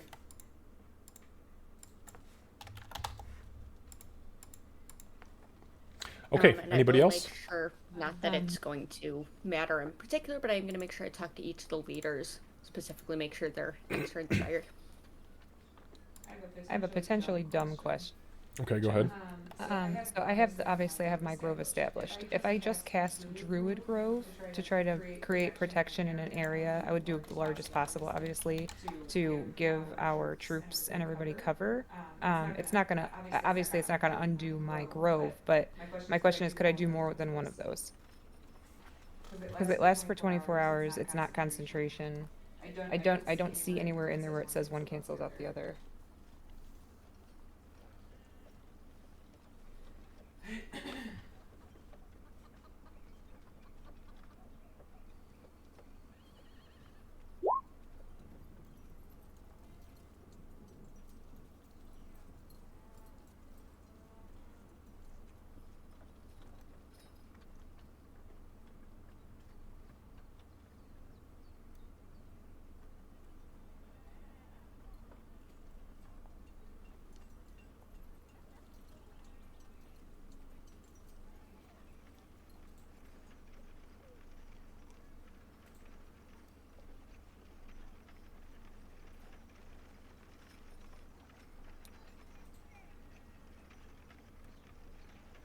So you didn't use Druid Grove to create the Grove. The Grove was done through, actually, it was done through a lot of much higher magic than that, almost like Right. ritualistic magic. So this is its own, this is just a spell. I mean, you can create a Grove with it if you were to cast it at the same spot every day for a year. For a year, right?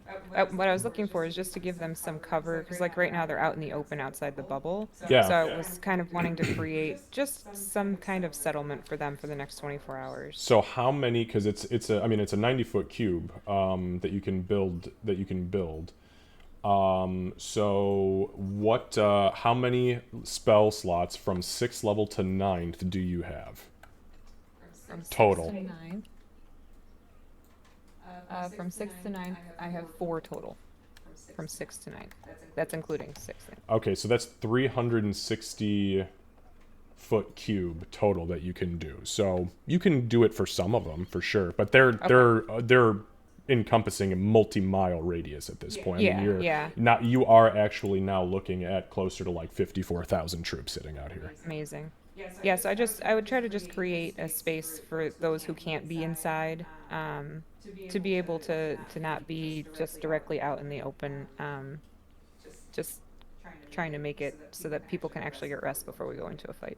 Sure. Yeah, and you do it for some of them. Again, you cannot do it for all of them. But burning through your 6th, 7th, 8th, and 9th level spells, you can do that. I would, before I do it, I would ask Ezekiel if it's going to be a problem if I do it outside of town. Yeah, no, Ezekiel,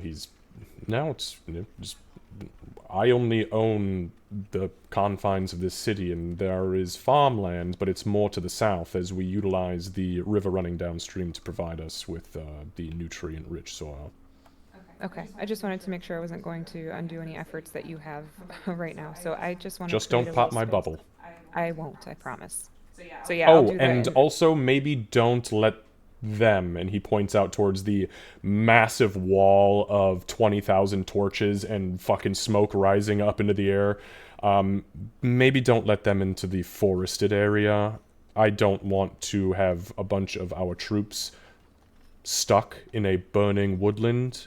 Even if it's accidental, that could end in tragedy. I agree, I'd rather not have that as well.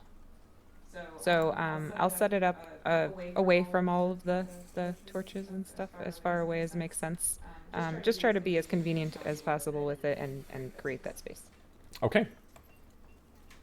All right, and you do so, and it is pretty fucking glorious. There's a lot, especially a lot of the smaller units. You know, you can fit all of your, D8, D6, and D4 units into this space, no problem. That's almost all of them. Yeah, the Flaming Gale stay. Oh, they're not even interested in the woodlands. They're not even comfortable in these That's what I meadows. figured. They want to Yeah. go bury their head in the sand like a fucking ostrich. Yeah, I get that. So, but then I would afterward, probably feeling pretty tired, when he would also check in with the orcs to see if there's anything they need. She's just kind of doing rounds to try to be useful and keep herself busy until it's time. So. Okay. Yeah, you make your rounds. You do eventually bump into Falazur, who is just kind of, tending to the lads.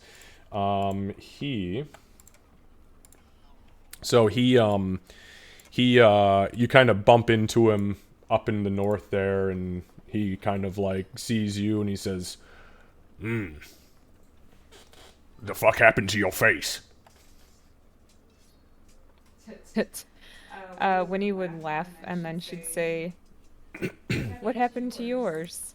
And like give him a little like nudge, and then she'll say, "No, but to be honest, I died." he looks very confused, and he goes, Wait. The fuck's wrong with my face? Didn't change at all. No. Was it supposed to? Well, wait till you see Emig. What does my face have to do with Emig's face?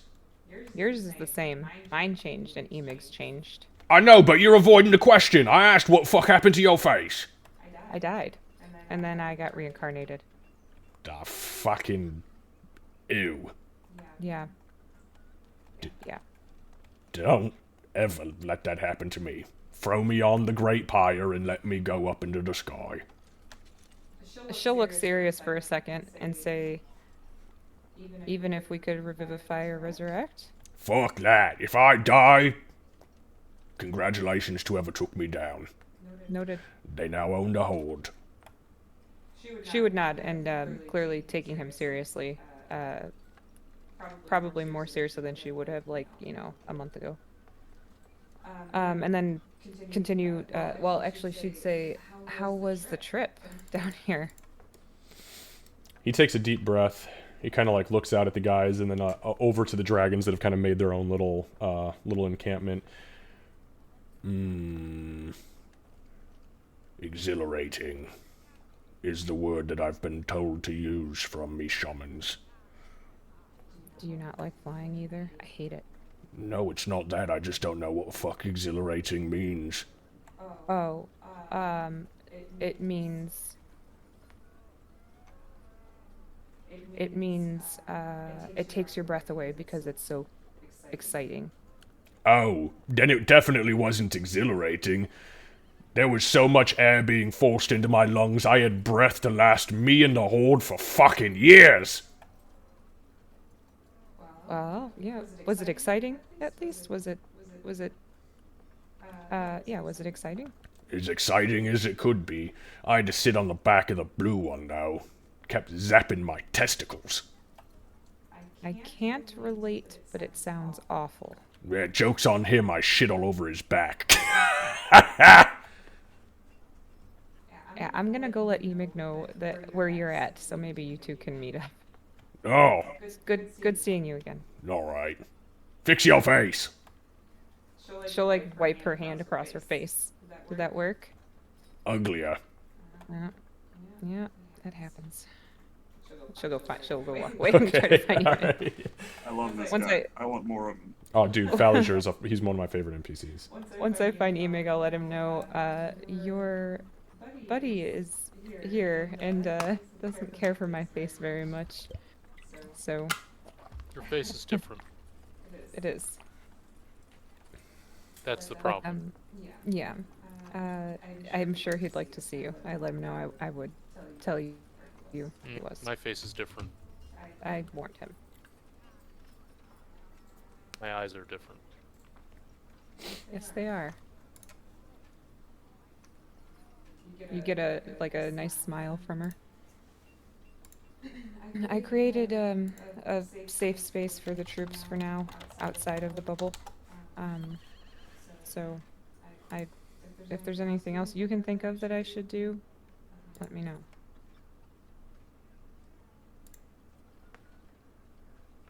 Just pray. You've been saying that a lot. Well, eventually, maybe your prayers will reach the right ears. Nah, who am I kidding? You're the Druid King. You don't need to pray. I still have to pray. It's not a bad idea. I will go and find Falliger as my first stop whenever I have time to do so. Okay, yeah, we could cut to you. You go out into the greater wilds, that is the now northern barren land of Zlagmotionbeak, as they have promptly torched everything to make themselves a little bit more comfortable. Not trying to burn it to the ground. It was a controlled burn, but you know. And it's easy enough to find Falliger. He is one of the biggest dudes in the Horde. And anywhere he walks, you know, the Horde parts like a drop of water moving through a burning flame. And he kind of sees you from a distance, and you see that big fucking shit-eating grin creep up and around his tusks, and he all but runs at you. He moves fast, and he approaches, and you see he's staring at your face. He's just kind of like looking up and down. Well, she told me that your face was different. It's really just your eyes. It's like somebody plucked them out and replaced them with some priestess's earrings. It's alright. Makes you look a little spookier. Thanks. How have you fared? Long time. Shit on a dragon's back last night. Never thought I'd live today to see that. Did the dragon appreciate that? Not sure, didn't tell him. That's probably for the best. Yeah. I'm sure he knew he zapped my testicles. You what? Zapped my testicles. The big fucking blue one. Flapped his wings, sneezed once, zapped me and the other lads. Lots of shit everywhere. Oh. That sounds like a tragedy. I don't suggest flying on dragons. Not a good way to go. All of your troops are here. The Horde is here. The Flame has arrived. The Gales are ready for battle, and we've been waiting. I do want you to know I'm a little pissed at you, though, 'cause your dragon friend seems to make it sound like you forgot about us. I've never forgotten about you. You know that. Do I? Do I need to prove it to you right now, brother? I've got a glaive. I've got this bad bitch. I'm gonna pull the sword out. He takes like a half step back, and he goes, "What the fuck? Who the fuck? How many voices you got in that thing?" Surprisingly, not very many, but I've got bodies on it. Yeah, that's what I like to hear. That's a big fucking sword, friend. Where'd you get it? It likes to go through for the neck. The neck. It's enchanted?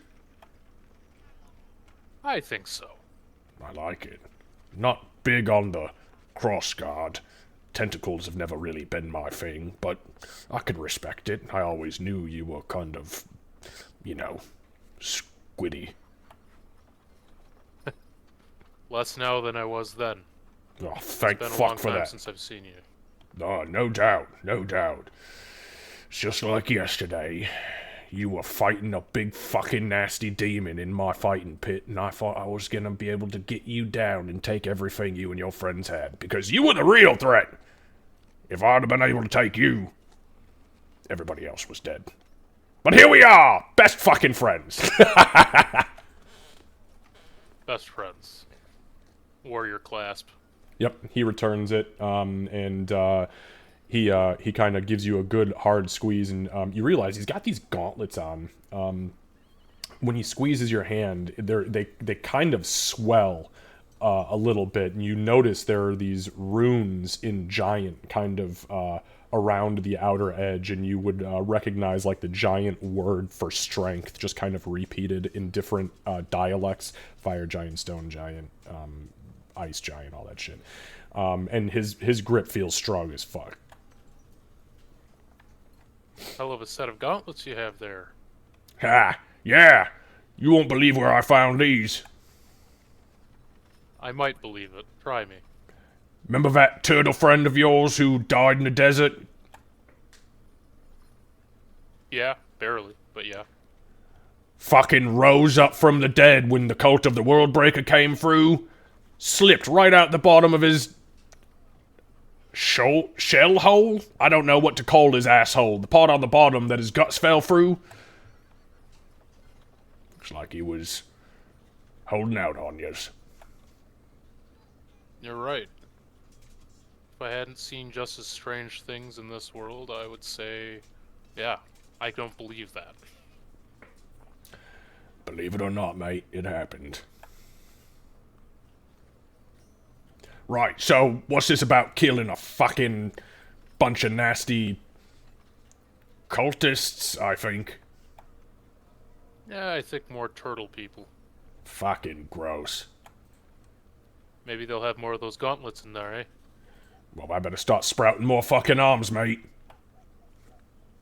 That's what I like to hear. I'm glad you're here. Thank you for coming. Of course. The end of the world will be spectacular. Fuck. I'm so excited.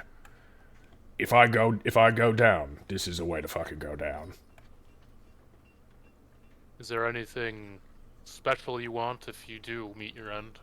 Fuck yeah, throw me on the Great Pyre. The boys will know what to do. Understood.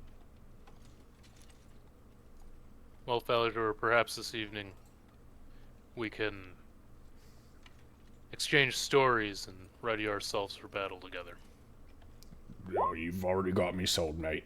I'm gonna tend to the boys now, but we'll keep our business our business. These folks seem to not like the heat. We all row, we all burn. Indeed we do. He kind of turns now, got his glaive with him, and he's kind of walking off into the, I'd say into the sunset, but it's more like into the dragon's mouth. Okay. So, while this is happening, what is everybody else doing? Is there anything else of importance that you would like to achieve? Your troops seemingly have all arrived. People are getting themselves situated. The organization is coming to fruition.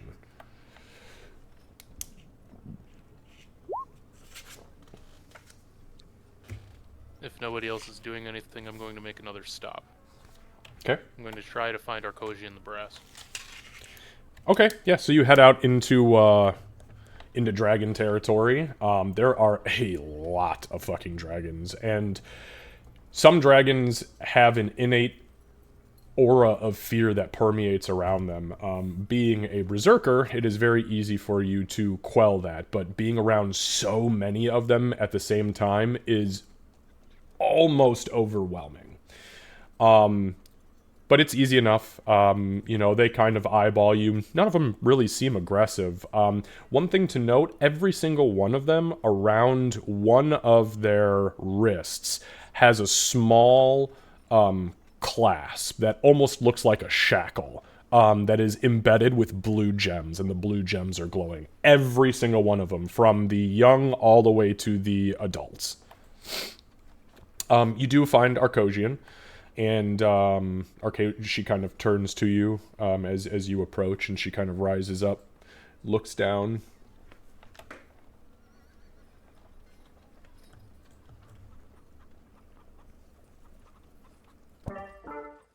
Thank you for coming.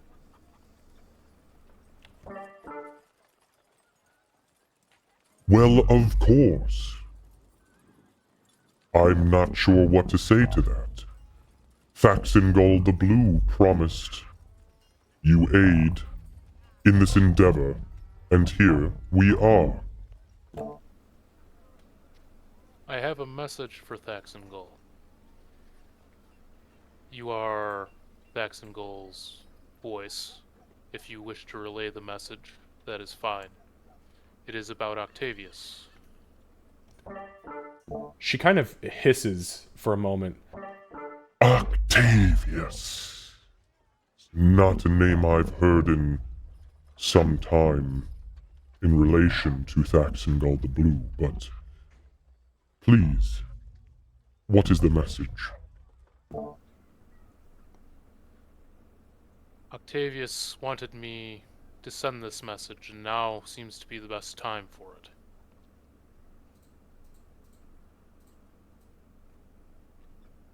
Papa misses you very dearly. It was not my choice to leave him behind when he was at his most vulnerable. During his exile, Octavius took 450 Empyrean Magi with him. They died, and Octavius achieved undying life. If you fear death as Octavius does, he has a solution. She nods. So, he lives in undeath. He did it. He's achieved lichdom. I will share this with Thaxingol the Blue. But on his behalf, I can confidently say thank you, Emig, for this service. We will not forget that. Emig will nod, maybe even bow slightly, and see his way out. One more thing, Emig. Yes? When all is said and done, do not forget our bargain. We have earned our territory and simply wish to exist. To be left alone. Yes, for now. At least while we rebuild. I do not think anybody has any will, desire, or even the ability to countermand that. Thank you. We await your orders for war. And she kind of turns and very quickly she just like jumps, takes to the air, and you see her kind of like fly off to the northwest and land in an inner circle of adult and older dragons. You know, we're talking from size huge to gargantuan, probably 5 or 6 of them. One of them is Thaxingol. Cool. And you can, if you don't have one, you can take a DM inspiration point for that because that was a throwback to like 2 years ago, or like a year ago, or 2 years, like that was a long fucking time ago that you guys had that conversation. So you've been holding on to that for a minute. That I have. This very minute. Okay. Right. And the last thing that I would be doing, which isn't necessarily important in the grand scheme of everything else, I'd probably try to go to the sea and I'd say my prayers to the bitch queen. Okay. Okay. Absolutely. You're aware that the bitch queen is receptive of your prayers, of your offerings. I'm assuming you're going through the whole thing. Give her a drop. Okay. You know, as the drop hits, you see, you know, the water kind of ripples for a moment and turns slightly red. A small vortex appears around the drop, and you see the blood spin downwards before the whole of the water becomes still. Sybil, you are... I'm not even going to make you roll for it. You are successful in inspiring pretty much anybody. You've got stories to tell everybody about everything, from the lowliest of war dogs all the way up to the mightiest of dragons. There's always something that you are capable of sharing, and you take the day to do so. Ulrich, are you doing anything in particular? Winnie, you're doing Grove Creation, which will take quite a while, especially with how many you're doing. Right. Ulrich or Gartok? I was just going to go to the temple and help out there as much as I can. I know they're running back and forth doing a bunch of stuff, so I'm going to facilitate my help there as much as I can. And then any downtime I have will be prayers and whatnot, so... Okay. Yeah, and a lot of what's happening at the temple right now is actually gathering resources. They've got whole teams of people that have come from all the different tribes, all the different units that are in the process of, like, wrapping bandages, making splints, getting, like, makeshift tourniquets together, just anything that could be used in the front line by medics to assist units in not dying or bleeding out before they can get back to a rear hospital, is kind of what they're doing. And there is plenty of work to be done within that right. Yeah, so I'll just lend myself there. Okay. Gartok, anything special? Yeah. So, I think yesterday, because we had a bit of time before I went to sleep, just to kind of explain, I guess, what I got for my levels. Gartok would, I guess, kind of study as much as, I guess, in a way that Gartok does. Which is kind of just viewing on things that has happened. And he kind of takes, I think, inspiration from the way Sybil fights. Because at 14th Oh, don't do level, that. At 14th level, I gained the ability to hide as a bonus action. So he kind of, I guess, takes that in, as well as Sybil's words, and he learns to speak basic primordial, not a lot, but he can speak it somewhat. And how did you learn to do that? I got that from my feature on, I got to pick a new language when I got to pick a new favorite enemy. Okay, got it. which my new favorite entity is monstrosities. So I think eventually he'll go to Sybil and try a primordial word of just hello. That he's going to Sybil with that. Yeah. She's gonna respond in common, thinking she misheard.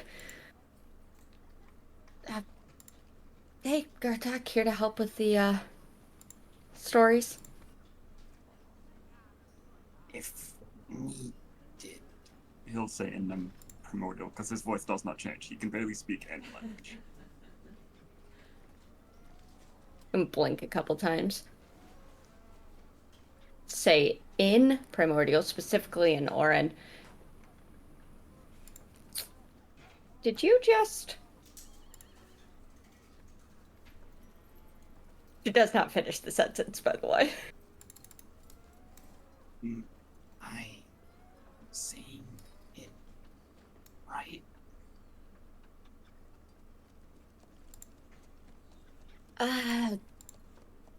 There's a little too much earth in your air, but it's close. Better than my giant is. I speak giant as well. You rapid fires this, Orin. Does everybody speak giant around here? Thought it was a difficult language to learn, but... And then slows down. That's impressive.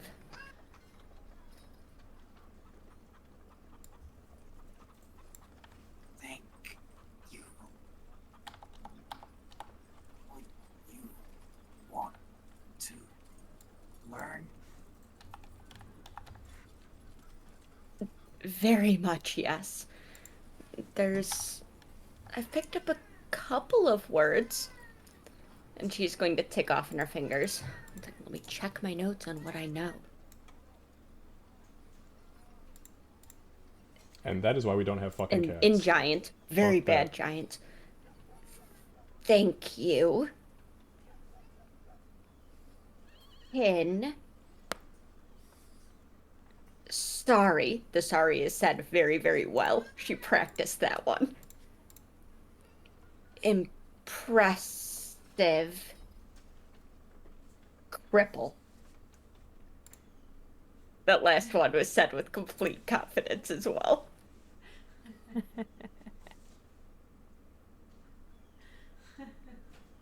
That's the whole list.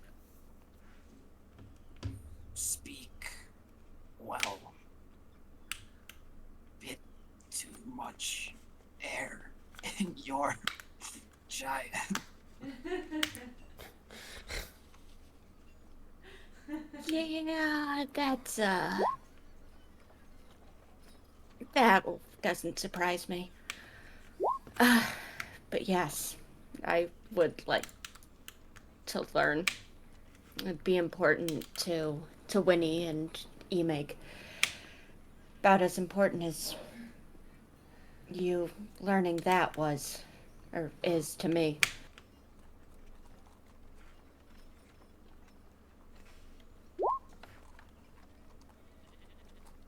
Try to be worth your time.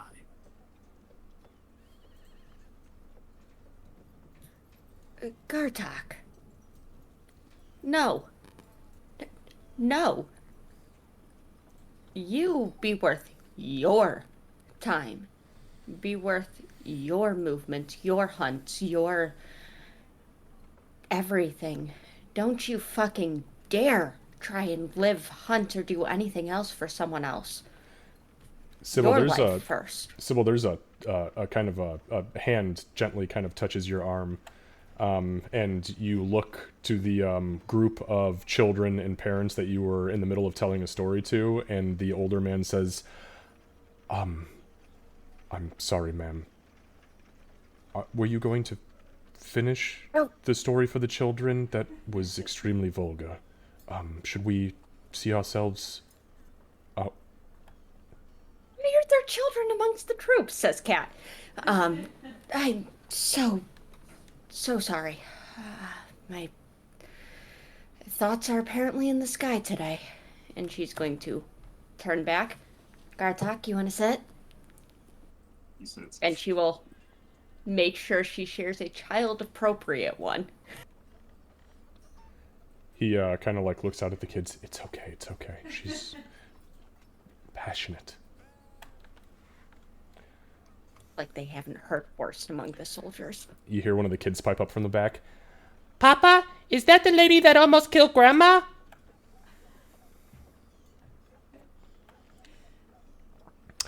So, the story. So the most peaceful story she can think of. With the least amount of bloodshed. You kids want to hear a story about 40 gallons? Actually, I know what she would tell the kids. About the first time she saw a dragon become a whale, do the worm, and then jump back into the water. That whole thing. She'll talk about the dolphins, ignoring everything that happened at the bottom of the ocean, and just the cool parts. Okay. No Lost in Kelp Forest moments or anything like that. There might be some kelpie monsters at the edge of the story, but Fair enough. we don't go into detail. Okay, so we'll take that for what it is then. We'll pause right here since it's noon. We gotta get Orion definitely down for a nap here real quick and get the other two situated. So let's go ahead and take a 10 to 15. We'll come back, and if anybody has anything else they want to do during this day, that's great. If not, we will fast forward to tomorrow and get ourselves situated for big shit. All right, we'll see you guys in just a few. For anybody who is hanging out here in the stream, I'm going to go ahead and pop up the BRB symbol, and we will BRB. Take our break now, and then we'll come back and we'll have a couple more hours of session number 75, and hopefully get ourselves into the thick of combat. Thanks, guys. We'll see you soon.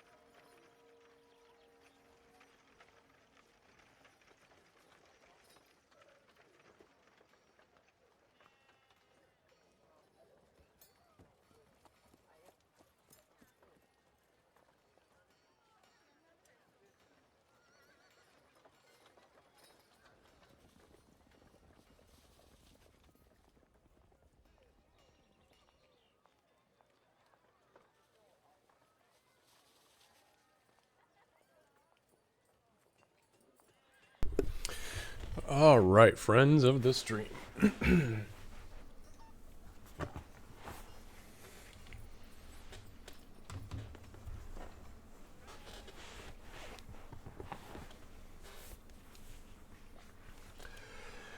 Lucy's everything good over there?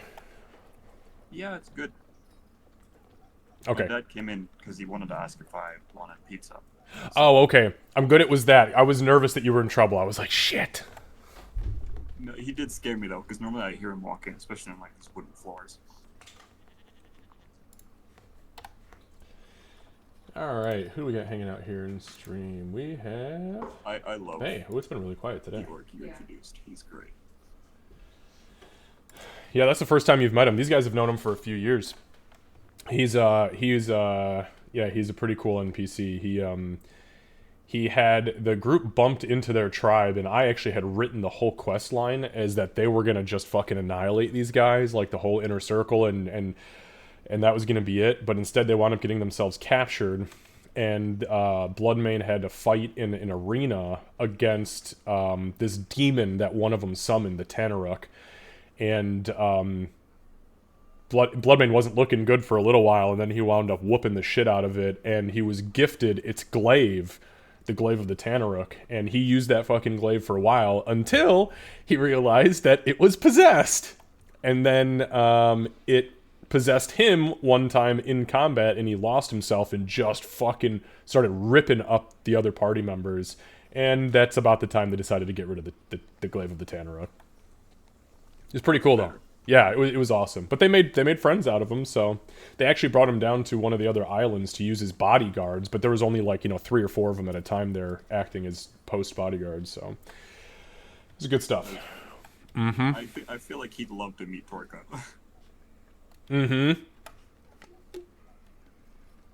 I love your orc NPCs. They're great. I love playing orc NPCs. I love playing orcs just in general. Just any of like the quote unquote like savage race species. Amazing. So much fun. So I'm very curious. What did that kid mean by, is that the lady that tried to kill your grandmas? Oh, because of the tavern thing. Yeah, because the old lady who got almost fucking killed. Listen, that old lady See? could have left. Well, okay.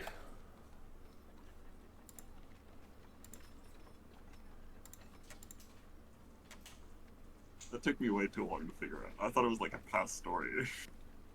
No, well, I mean a story from the night before. Alright, so is there anything anybody else wants to do now that we're kind of in and settled? Is there anything anybody else wants to do as far as this day is concerned? I can't think of anything. And I'm not pushing anybody to do it. At some point, especially like up in towards the evening, Mundi will meet up with you guys. She's pretty decked out in gear. She's, she looks like she's ready to do whatever it is that you guys have to do. Looks like she's wearing, she's got a couple of rings on. She very clearly has a cloak of protection on. She has a few potions on her belt. She's wearing studded leather armor that's got runes, like glowing runes on it. And looks like she's carrying with her a rapier that also is slightly, you can kind of see it vibrating in its sheath. It's not really a sheath, it's more of a frog. I think, just as a small thing, Gartok has been holding on to his Dragon Slayer scimitar for like ever. And the reason I took that over anyone else, or I said I wanted it more than anyone else at the time, because obviously he's divvied out, is because Gartok obviously very reveres dragons. And that is a weapon that hurts them, so he wanted to make sure it was not somewhere in like bad people's hands, I guess. And he didn't know the party that well at the time. Okay, so I think he'd, I guess, go to the dragons themselves and just ask if anyone, and I guess just kind of offer the blades that they can keep it safe. Okay, so you're going to go to the dragons, pull out a dragon slaying scimitar, and say essentially like, would you like this? I think it would be more, I guess, So it is essentially that, but it's more him going to, I guess, whoever he feels like is important, because he knows Thax and Gold and the one Bloodmane spoke to. Uh-oh. And being, All my you'll shit's kind of starting tell to them, fail. I found this and would like to offer it. Hold on 1 second. Yeah, give me 1 second here. All right. So go ahead and make a just make a charisma check.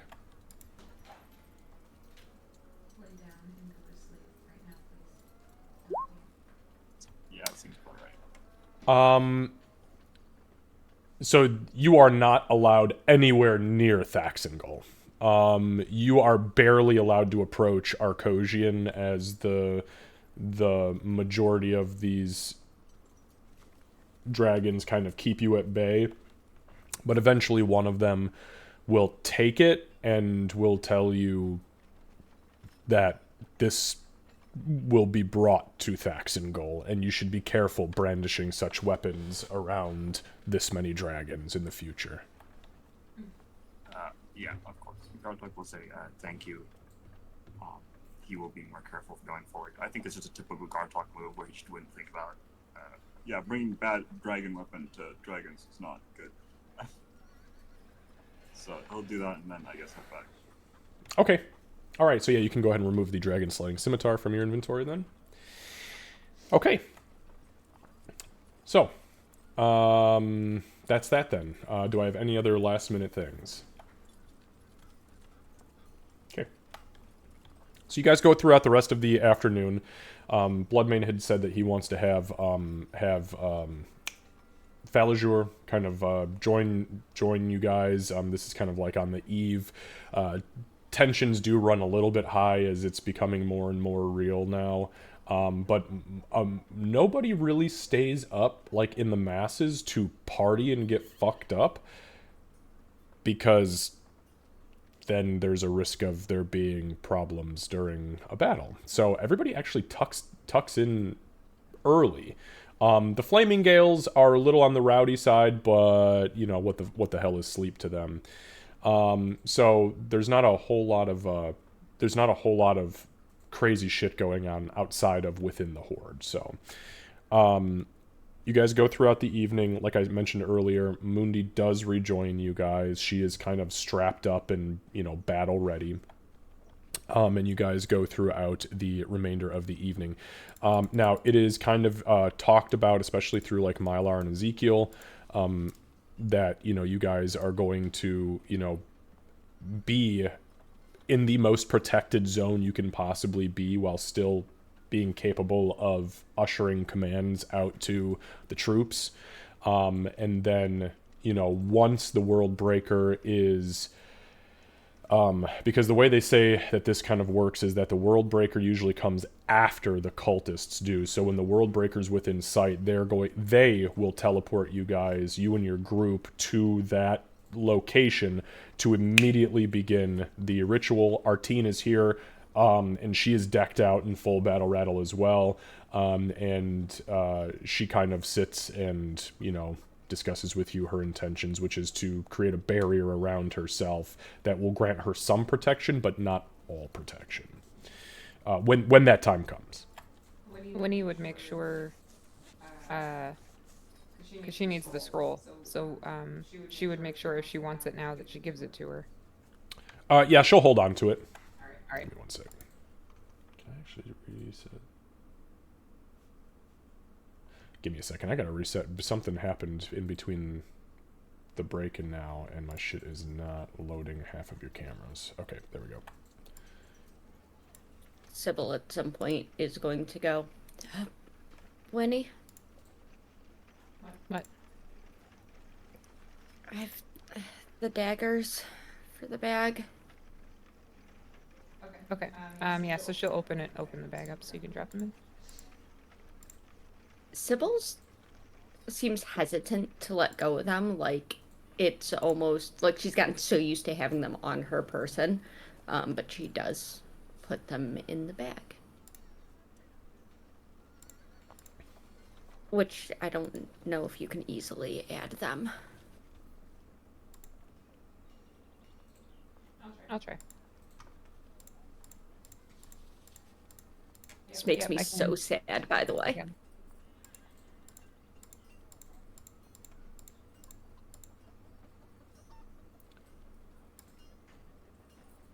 Okay, so the night comes and goes.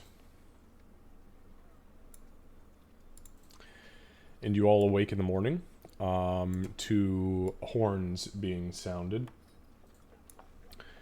Give me just one moment here. I had to reset a ton of shit.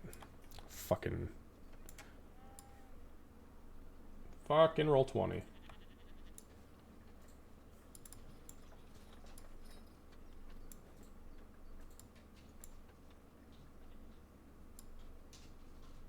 So you guys all come together in the morning. Horns are being sounded. You would recognize it as the sounds of units being mustered. It's the spicy brown style. You guys wake up, get yourselves situated. Is there anything anybody would like to do? This is happening early. Troops are literally being filtered out to the east side of the barrier at this point. So what is it you guys would like to do?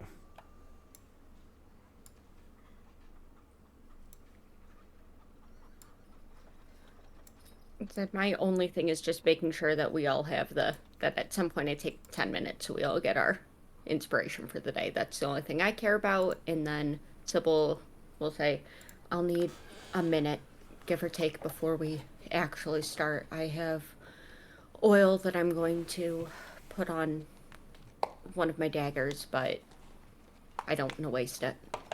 Sure, and you will say, at this point you guys have met up with, like Ezekiel, Mylar, Mundi is there, Artine is there, and as you guys are being kind of led out to this massive hill that kind of like sits next to the northeastern side of the barrier, just outside of where Ezekiel's tower would be, if you could see it, because you can't see into the barrier.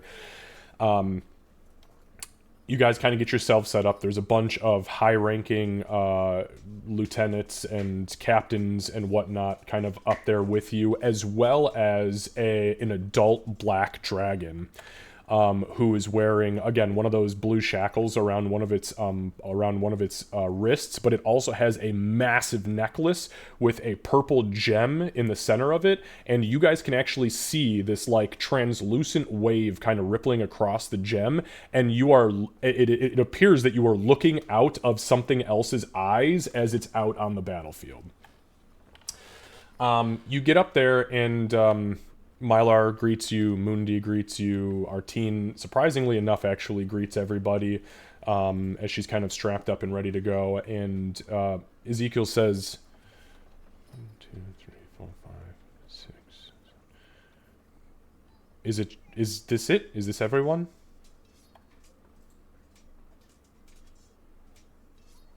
We need to Mooney. grab Ballinger. Yeah, he stayed with us, didn't he? Or did he? No, he probably went back to his thing. Oh, Winnie he would would- run and grab. Nobody even asked him. Winnie would run and grab. Okay. So we'll say Winnie goes back out into the Flaming Gale camp, which, by the way, is now moving en masse. Like, troops are parting like the sea as this massive wave of torches that looks kind of like a fire snake curls through and kind of pushes their way to the front lines. It's easy enough to find Falliger again. He's one of the biggest dudes out there. So you approach him, and he kind of looks at you and he says, "Oh, fucking really? Well, Fix it!" she'll smash her face with her hand again. Any better? No, you need to figure out how to get your goat eye back. I think you're the only one who feels that way. We are we're getting prepared for the group of us to head out. I think Ulrich explained it, but just in case not, there are a group of us that are going out directly to deal with the situation, overlooking everything, trying to be as tactical as possible, and we'd love it if you'd join us. And then we'll fight the big guy. Wait. What? Back up. This is the first I'm hearing of this. Winnie will sigh a little bit. Okay, I'm not supposed to be doing the talking. We should have sent Sybil. You should have sent Emig. Okay, let me think like Emig. Do you want to be up close and personal to fight this guy? You want to whoop the shit out of him right in his face? Fuck yeah, that's why I'm leading the troops out to the front. They better get out of our fucking way, because I'm the first one into that sea of shit show. Okay, do you want to come with us, or would you rather stay with your troops? Why do I have to pick? Because we can't stay with your troops, with the way we're doing it. I don't even understand what you're fucking asking me. You just showed up and said that I need to go do some sort of command post. Fuck that. Okay, come with me. Emig will explain it better. No, I can't. I'm leading my troops to the fucking front lines. I can't just stop the sea once it's started. You come to me. Okay, when you will run back and grab Emig and bring Emig back. Okay, now over the course of this 20 minutes, the Gales have gotten into formation, and it is, you know, out in the grand scheme of things here. And give me one moment.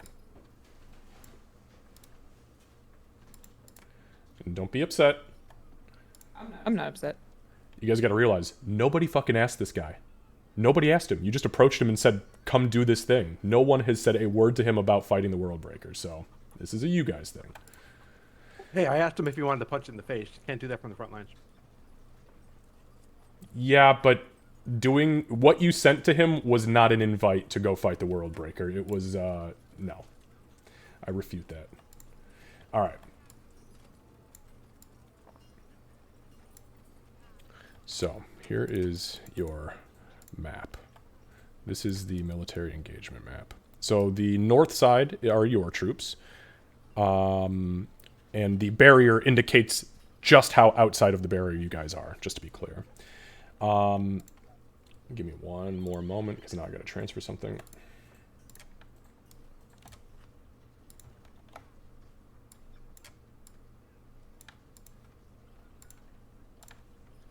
It looks fucking wild. Hell yeah, man.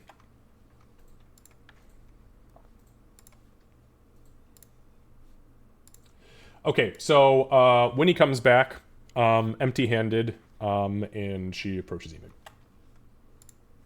Emig, I need you to go speak his language. I don't think I'm explaining it right.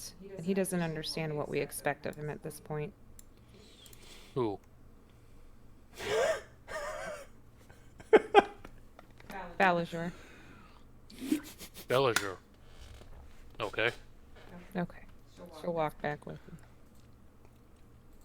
Okay, so you guys cut back down to the front lines. Obviously, you can see on the map here that this is where the Flaming Gales have kind of stood out. Just so you guys know the way that it's done as far as like unit size is concerned. Now, unit size doesn't actually matter. This is more for visual, so you understand just how big the units are compared to others. D4s take up 1 square, D6s are 2x2s, D8s are 3x3s, D10s are 4x4s, and D12s are 5x5s, noting how many units are within each of those. So you guys have a lot of very, very rundown units. They have not as many units as you do, but there are fucking loads of them. Just to be clear, the images that you would see on the enemy side are what the bulk of the unit is. So there are 3 or 4 massive units of gnolls, but the total are in there almost as commanders. They are the ones kind of leading the push. Within the group of the corpses, there are shitloads of turtles dressed in black robes that are animating and manipulating these things to move. Within the Nightmare Riders, again, there are lots of turtle on Nightmare back that are riding along with the troops there. Same thing with the Spider Riders and the Wyvern Riders. And then on the Trebuchets, it is exclusively turtle that are manning those Trebuchets. This is the sea of shit that has become the Cult of the World Breaker forces. And then, obviously, your guys is a little bit more ragtag, but still pretty badass. Okay, so Bloodmane and Winnie head back down. and you guys get into the into the Gale's horde.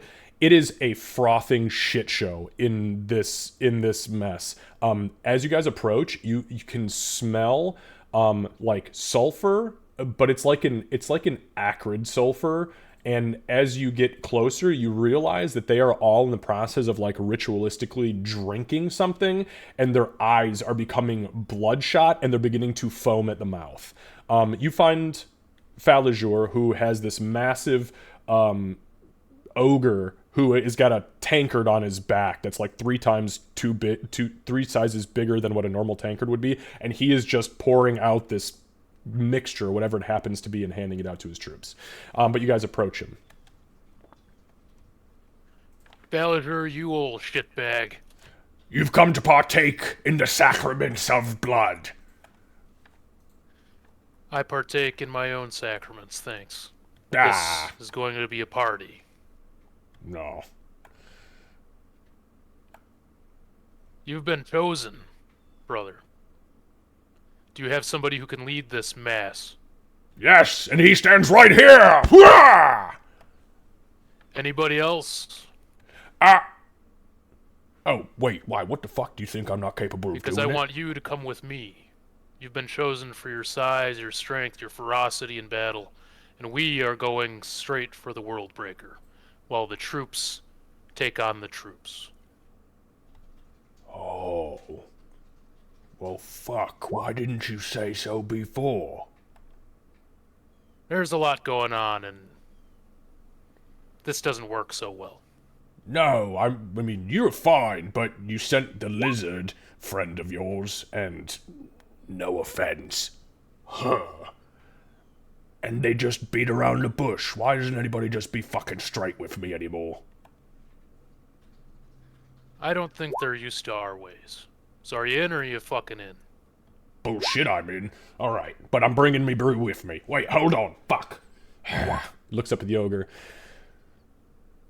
Do either of you two speak Orcish? I don't think so. Let me double check. No.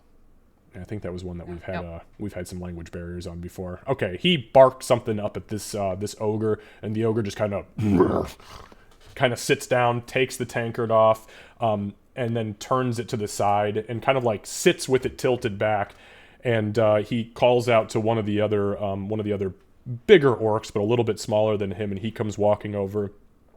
They have a very quick interaction, and then they each pull out this small wooden spike, and they stab each other in the shoulder.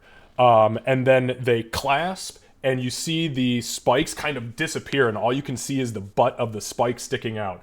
They step back, and then they each pull the spike out of their own respective shoulders, and they mix it into their brew. Falazur takes a pretty deep gulp, but there's still a lot in there, and you see his eyes kind of start to twitch, and you see foam start to spit out the side of his mouth, and he goes, "Well, now's a good time as ever. Let's fucking go before this thing wears off." Alright, let's get the hell out of here. All right, so he will follow you guys back up, and he's barking. You guys hear the same kind of series of grunts come out of him as he's barking orders, and to all of the troops as he walks back up with you guys. All right. As we walk up, back up, Winnie will just kind of look at the group and motion back toward Falazur. Okay, now it's all of us. All right, so as you guys kind of get yourselves settled down across the plains here, and looking down towards what is now rubble but was once Demon Spring, you realize that there is an absolute sea of creatures before you, from gnolls, ranks and ranks and ranks of gnolls, some with bows, some with just claws that are reinforced with metal and jagged edges, some that are up-armored, some that are just spear and shield. In the center of this mass of troops, you see the corpses, some of which are still carrying banners. bearing heraldry from all of the nations that are currently fighting alongside and lining up amongst you all. Next to them, units of spider riders, goblins, and small hobgoblins, kobolds on the back of massive spiders, probably large-sized at least. Nightmares called from somewhere in the hells with hobgoblins dressed in red infernal-looking armor. And then obviously the wyverns, the massive wyverns that are currently being ridden again by hobgoblins and a wide variety of turtle. To the north, obviously, you guys have your troops, your Gux War. Everybody can see the bars and everything, right? Okay, just making sure that we're all on the same page. Now, in the back, don't forget that I didn't have, like, a formal token for them, like with the circle, so I do have the Tempori Ballistae back here, and then back here the Ironhoof Cannon Corps. You guys... Just to be clear, it doesn't really matter how these are set up because of the way that the combat rules work. It's kind of moot how they're set up on the field, but we will utilize moving units up to show engagement. So just kind of keep that in mind once we get to that point. I won't dive into too much of the inner workings of this right now in case you guys wanted to discuss anything. We'll say for the sake of brevity, another 20-30 minutes goes by, and you guys do work your way back up through the masses of troops, and you guys are now all there. So among your group at the top here, you guys have Mama Mundi. Give me one sec. You have Falager Flamingale.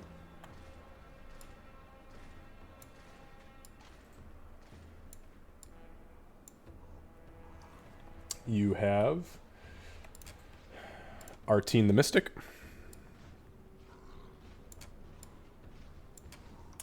And you guys have Mylar and Ezekiel, as well as a small plethora of commanders from the respective units. Excuse me. So,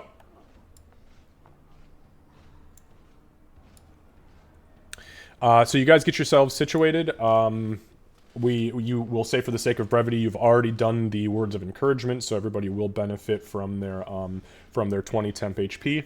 Is there anything else you guys would like to do, or anything that you need discussed at this point?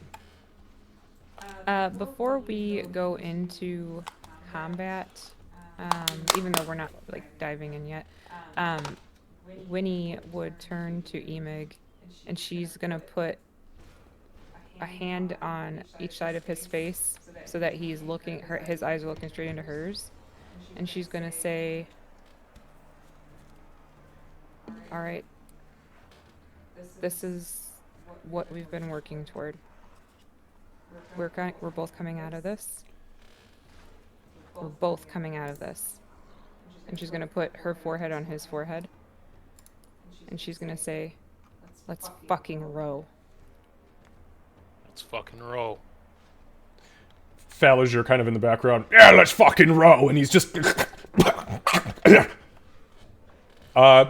Bloodmane, you would recognize this, being that you and him happen to be the exact same class and the exact same subclass. He is in the very early stages of working himself into a blood frenzy. My man. Karchak will go to before the battle starts, and he will ask for the last, I believe, potion of intelligence. Okay. Yep, I will take it out. All right. So, I'm sorry, say that again, Lucy. I didn't hear you. Sorry, he'll ask when you potion of intelligence, and when she gives it to him, he'll drink it. Drink it. Okay, gotcha. And that was the last one, correct? Yes. Okay. We are, right now, we're divvying up who's gonna control what, so. All right, Gartok got it. You drink the potion, and you know that this will last for 3 hours.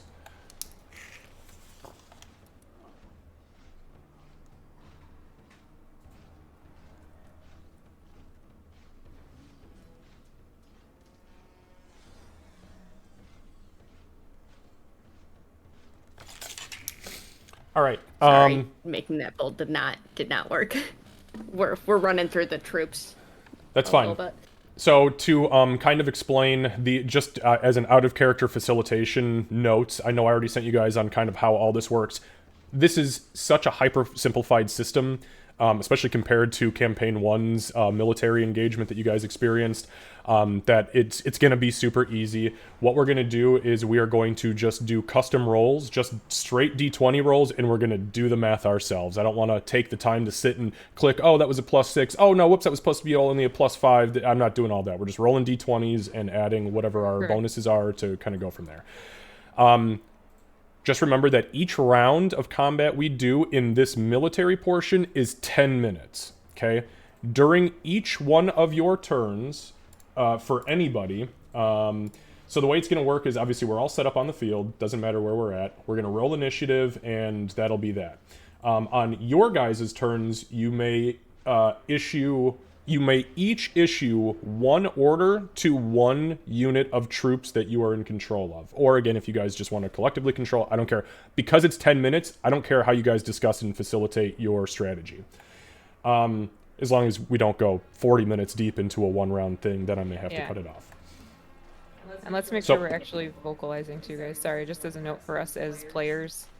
Let's make sure we're vocalizing so that in this level of combat, because it's it is a kind of a bird's eye view combat, and you do have 10 minutes. It is okay to have the discussion about what you guys want to do. And remember, a lot of these units, and you guys have all have access to your own units. Remember, you can pop the windows out if you want to, and just to have them kind of up and looking at them, or not, however you want to do it. I won't. This is your decision on how to do this. Obviously, because we're not in person and we don't have cards. So. But you all have access to it. Make sure that you take a look at the rules that they each have, the special rules that each one of these have, and use that to your advantage or not. So the way it'll work is we're going to roll initiative, and then obviously whoever has the highest initiative will go first, and it's just going to be your side, my side. For each one of you that activates a unit of troops, I will then activate a unit of troops. And we go back and forth, and what I'm going to utilize to show that a unit has been activated for any given turn, I'm going to just show it to you on the Flaming Gales. I'm going to show you it with an X. That means that they have been spent for that round of combat. Okay?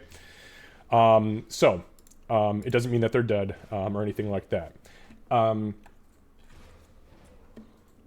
So the other thing that counts as utilizing an order, so you can issue an order, right? Attack, retreat, you can break ranks, whatever it happens to be. But the other thing is that you guys are going to be utilizing, you can utilize, I should say, battle magic. Okay, so battle magic is going to be, well, I'll let you decide that. Just know that these units are absolutely massive, and if you're trying to affect great groups of enemies, you may need something that is, pretty big in order to impact them. But you can do that, and it will use your resources, so just keep that in mind as well. But it could help turn the tides.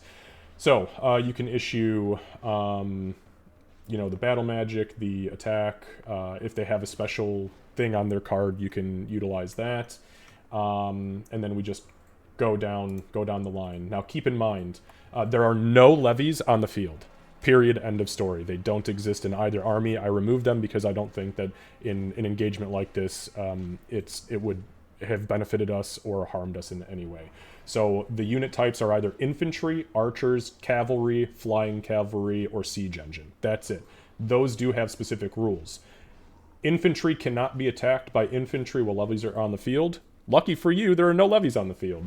Archers cannot be attacked by infantry while allied infantry is still on the field. So while you still have infantry up, your archers cannot be directly attacked by other infantry. Cavalry cannot be attacked by infantry. So cavalry cannot be attacked by infantry. Archers attack cavalry with disadvantage. Cavalry can only attack every other round unless they're already engaged, because they have the charge maneuver. Flying units can only be attacked by archers and other flying units. Siege engines can attack infantry, archers, and fortifications, or other siege engines if they need to. And they can't be attacked except by flying units, while other allied infantry, archers, or cavalry are still on the field. So your siege engines is about as safe as they can possibly get. Okay, so that's going to be that. As far as the combat's concerned, it's really easy. So you make an attack, and just so you guys know, if you click on any of your individual units, you'll see that they've got the red, the green, and the blue. The green is obviously how many hit points they have. If you suffer a wound, they go down by 1. Not a die size, they go down by 1. So they are currently, so like the Flaming Gale is a D12. If they get wounded once, they become an 11 out of 12.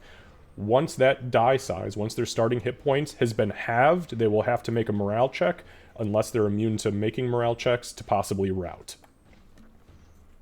Every time they are halved, they have to make a new morale check.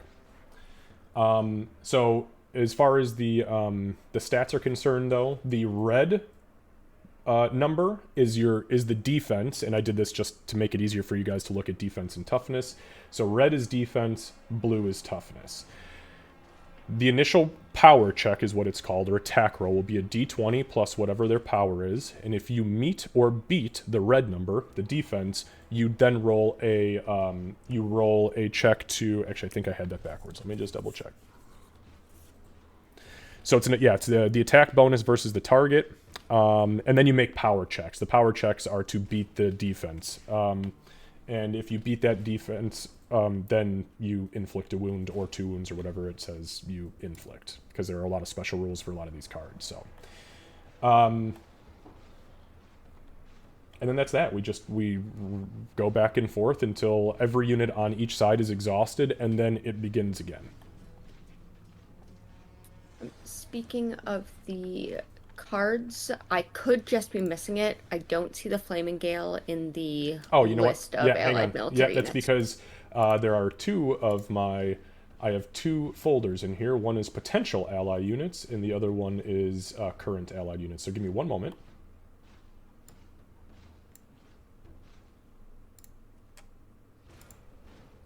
And then, I'm sorry, what did you say that initial roll was against the defense? It was a d20 plus what? So it's a d20 plus your attack to beat the defense. And then it's then if you succeed at that, it is a d20 plus your power to defeat, or to break through toughness. To actually do damage. To actually do the damage, correct. Right.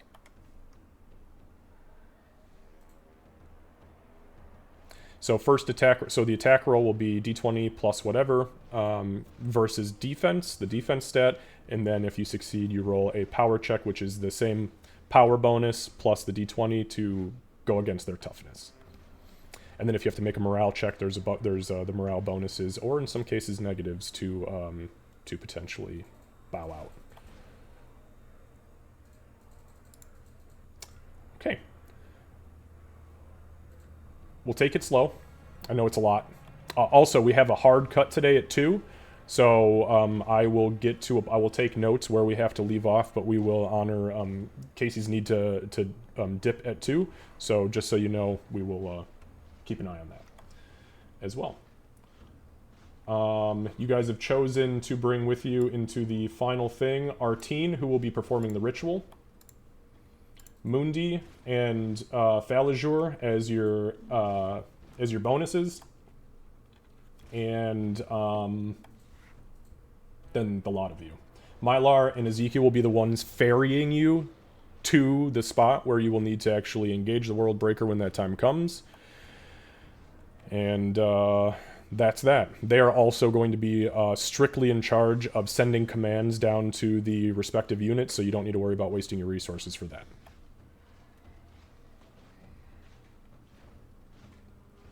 Okay. Do I have any questions right now? Also, did you guys see the Flaming Gales pop up? Yes. I did, yeah. Okay.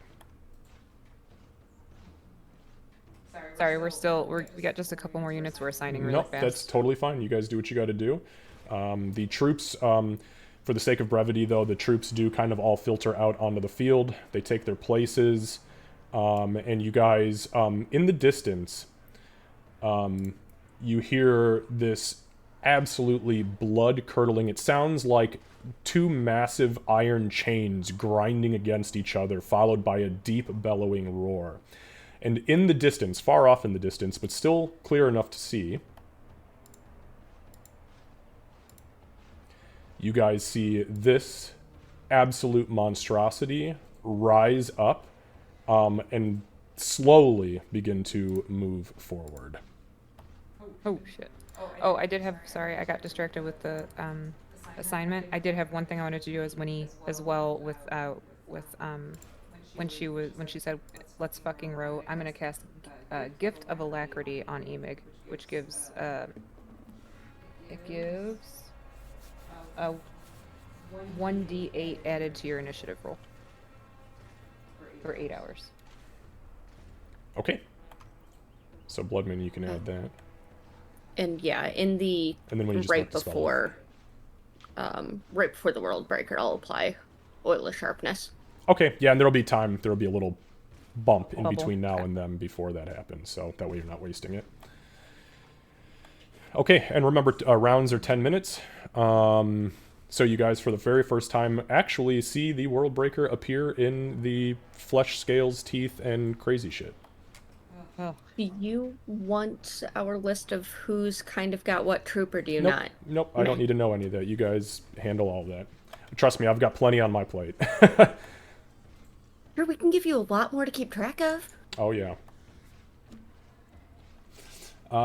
Okay. So, as you guys are kind of up there, Faliger is actually, like, visibly sweating now, and he's kind of pacing back and forth. Mundi is in a very, very calm state. And she is just kind of breathing and watching and waiting.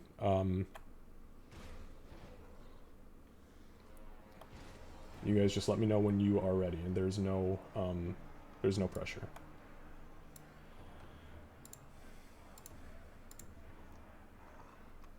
I think we've got our side set. Is everybody good with what we set up on our side now? Yeah. I think so. Feeling I so have much pressure. I have a quick question about movement. I might just be missing it in the rules. How does that work? Sorry. Movement is moot. So it is this unit engages that unit. Yeah, I removed that rule because it just didn't work out the way I wanted it to when we did when I did the first iteration of this kind of combat. So. Oh, okay.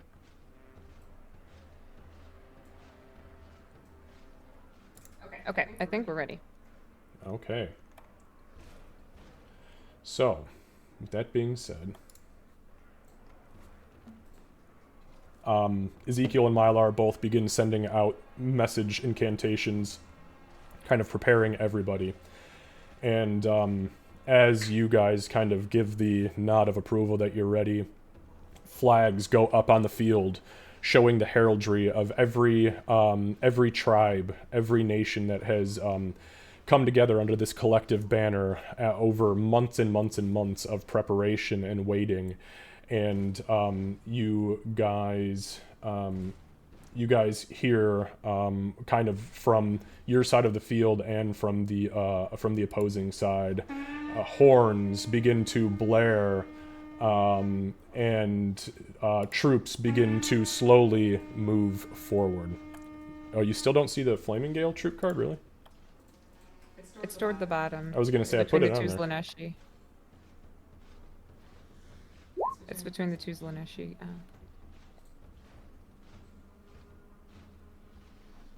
I think that was from before. That was at 12:42. Xavier. Sorry, what was that? 12:42? Her message was at 12:42. Oh, sorry. I'm reading it slowly here. Apologize. I just didn't want you trying Okay. to fix something that's not broken. No, as long as you're good. Yep. Okay. All right. So with that being said, the war horn sounds and troops begin to rush forward. So, one of you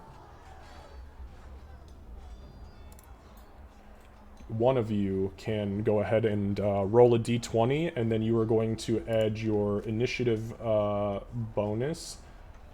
Who do we want to move first then? I guess it's a big thing. Flaming Gale in the front line? Probably, yeah. Emig.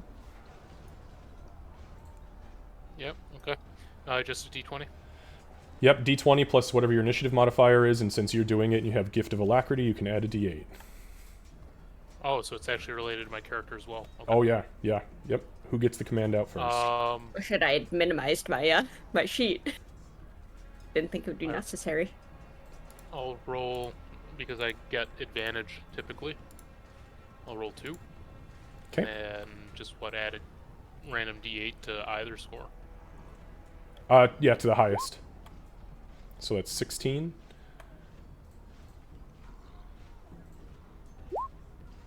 Okay, plus 6. Yeah, so you guys definitely got the initiative by about 4, so that's good. All right, so the battle kicks off. Bloodmane, you've got the go. Who would you like to activate first? Flaming Gale Horde. Okay. They will.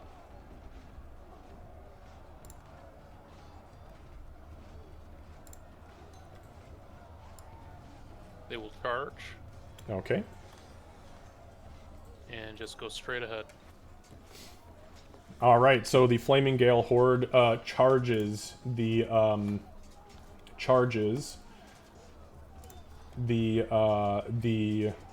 animated corpses. Go ahead and make an attack roll and add 3. Yeah, I believe I get advantage, so I'll roll 2. Okay, so that's a 9 plus 3. That's a 12.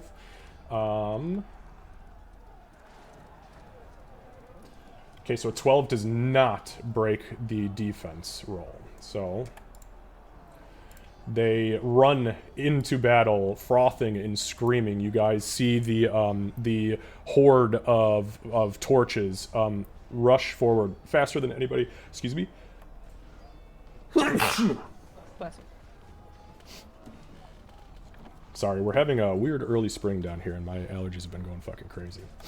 Okay, so the Flaming Gales rush into combat. They are now locked into combat for the time being. They do not I mean, they do take out some of the corpses, but it does not make quite the impact that they'd hoped for. Now coming back to me, I'm going to activate the animated corpses.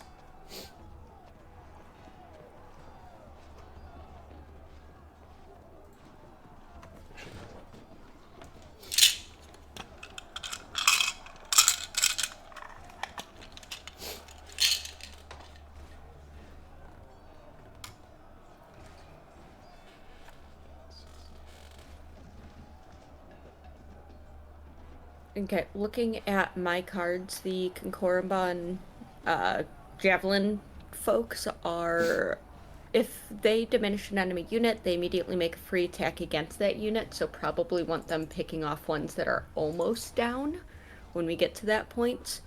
That's probably the most significant besides these Lanashli infantry being damn good against undead and fiends.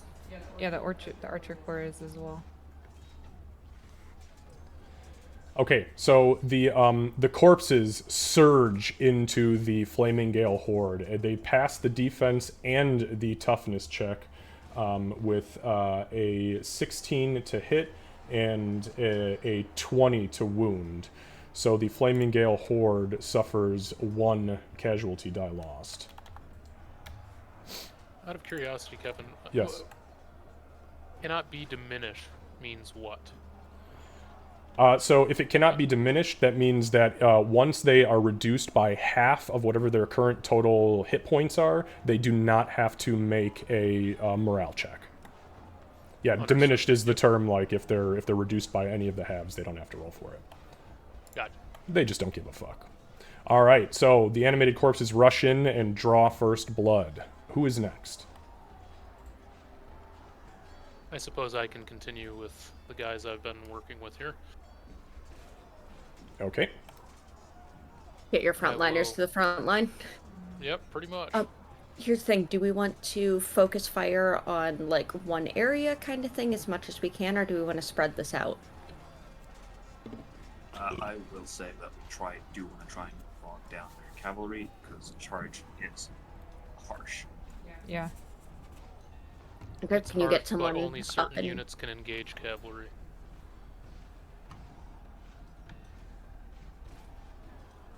Gotta make sure I have those rules up too. So cavalry cannot be attacked by infantry or levies. Archers attack cavalry with disadvantage. Cavalry can only attack every other round unless engaged. All cavalry have the charge maneuver.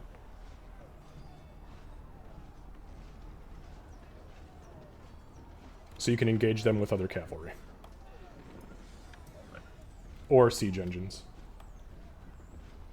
Do we want to throw the steeds at them? Do a counter cavalry thing? Correction, you cannot attack them with siege engines. Siege engines can only attack infantry, levies, archers, and fortifications. They just move too fast. In that case, I guess it would just be cavalry to do that. Yeah, Which cavalry engaging cavalry is probably not a bad call. Yeah, especially if we can get the charge first. So I don't mind going next since I have the Grand Golden Steeds. Okay. And to be clear, their cavalry units are the Nightmare Riders and the Spider Riders. Two.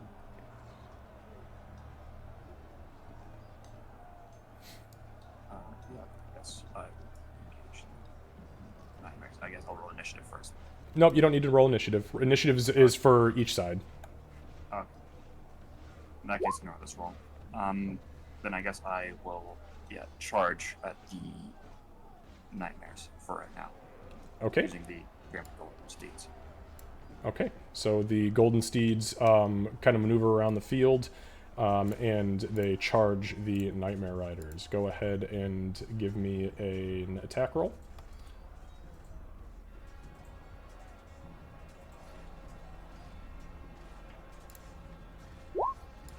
It's 16. A 16 does break the defenses. Go ahead and give me a power check.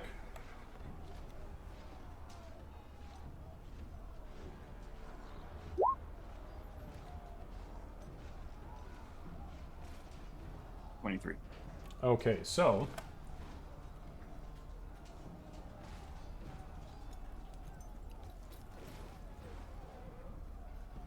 okay, yeah, you definitely break through their defenses, and because you charged, you inflict 2 wounds on them. And you are engaged.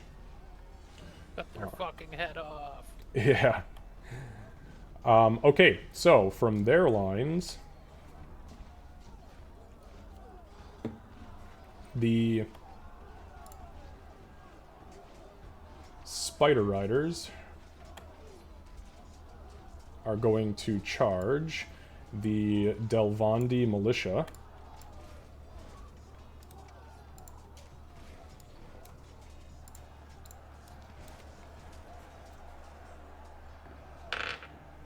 And that's a 17, which is a hit, and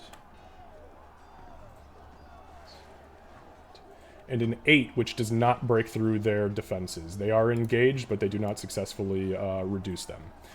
All right, you guys. All right, who do we need to get up there next, if anybody?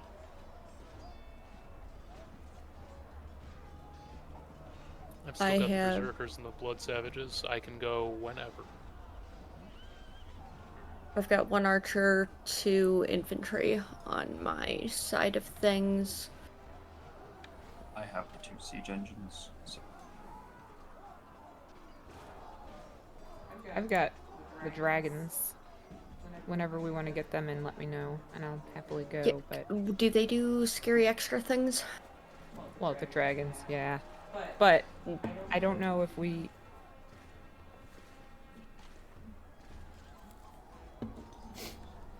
I mean, so okay, so if you look at the card, it does have 4 really neat things that it can do.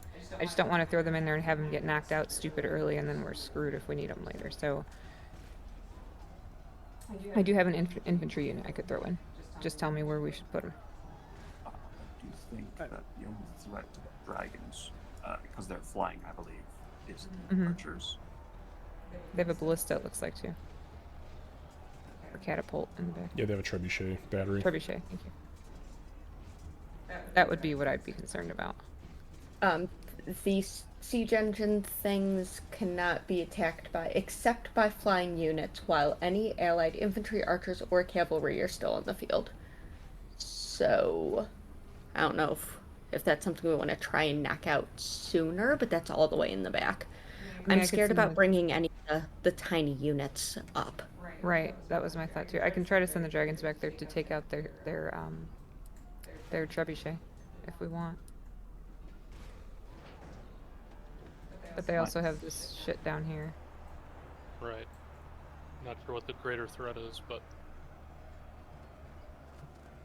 Let's see if we can at least keep them from being able to get back to ours. Why don't we bring up one of the other frontline infantries? That's a And little berserkers. tougher. Thunders, Blood Savages, Berserkers, something like that. Thunderers are archers, so. No, are they? Well, oops. I didn't Don't bring them see up. that. Yeah, don't do that, please. That'd be rude. You want to do the berserkers? Alright. hell yeah, I want to do the fucking They- berserkers. They are only a 6, though, so be careful that they don't get mobbed and deaded. Eh. That's what they're here for. That's not the mentality we want in this. Leroy Jenkins. Let's go. Fucking berserkers. Okay, and who are they going to engage? The undead. Okay, perfect. Let me check their card real quick.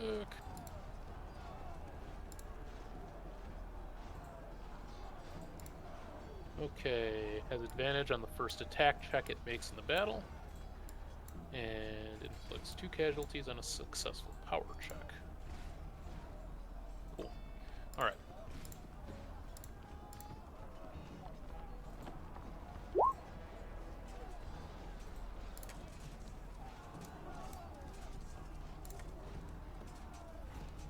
So that's 22. Okay.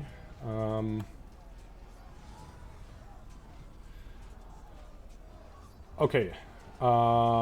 So because let's see, are they immune to fear? They are not. Okay, so as they begin to engage, since they are a regular infantry, they need to make a morale check. So go ahead and roll a d20 plus 3. 19. 19 is a success. They can, and they do not have to do that again. So, okay, so the roll, and I apologize, I'm looking at the rolls here. I see a 19 and a 1. The 19 was to hit, I assume? Yeah, Okay. I had advantage, so I rolled 2d20. Oh, gotcha. Okay, yeah, so that is definitely a hit. Go ahead and roll a power check for me. Versus a toughness of 10. Excuse me, a toughness of 13. And that's a Okay. 14. All right. So that is 2. 17 altogether. All right. So that is, I believe, 2 wounds because they are brutal. Correct. Okay.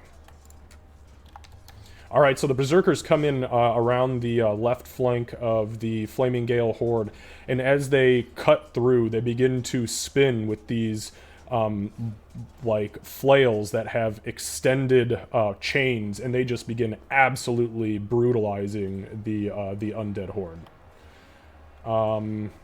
Okay. Excellent. On my side,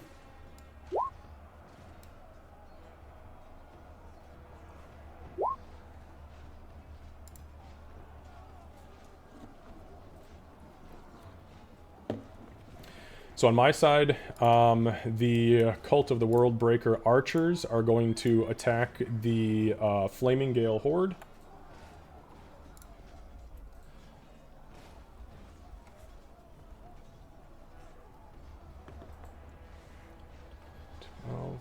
Okay, so that is a 12, so the 12 misses. All right, you guys. Do we want to try and just keep whittling down the undead horde, see if we can throw some archers their way? We can do that. We can also have, I guess, the Thunderers assist the Delmont currently. That's what I was thinking, to have the Thunderers attack the Spider Riders and then have this, like, side group just kind of collapse to move through. We do have our entire left flank and theirs, which is still Yeah, that's gonna definitely happen in a couple of minutes. What's the shooting distance for the archers, Xavier? I'm sorry if you It's said. moot. Okay, It's the okay, I just wanna battlefield. make sure. Yep. Perfect. All right, so I can have my archers shoot. Where do we want them to shoot? What do you want me to shoot at? Something that's already engaged, or something else that, like, this right here? I would say either the spider riders or the undead hell. One of those two, probably. I'd also recommend those like dragons they have, flying creatures, because archers are the only ones that can't. That's true. Are Okay, you I talking can have bottom them. left corner? Yeah. All right. Try not to spread out too much damage. Right. That's what I was gonna say too. Do we want to address the spider riders first, get them out of our face, and then move that way? Well, if we learned anything from the tower, it was focus fire, bring them down, then we can move on. Right, because an enemy with 1 hit point can do damage, can do 100% damage. So, all right. So I'm gonna shoot at the spider riders with these Laneshi Archer Corps. Okay, you give the command to the Zlaneshi Archer Corps, and an absolutely massive, multi-thousand arrow deep volley fires up and at the Spider Riders. Because it is archer shooting at cavalry, it is made at disadvantage. So go ahead and give me an attack roll. I was trying to see if it'll let me just do a d20 at disadvantage, but it's not. So I'm just gonna roll 2. Yeah, it's okay.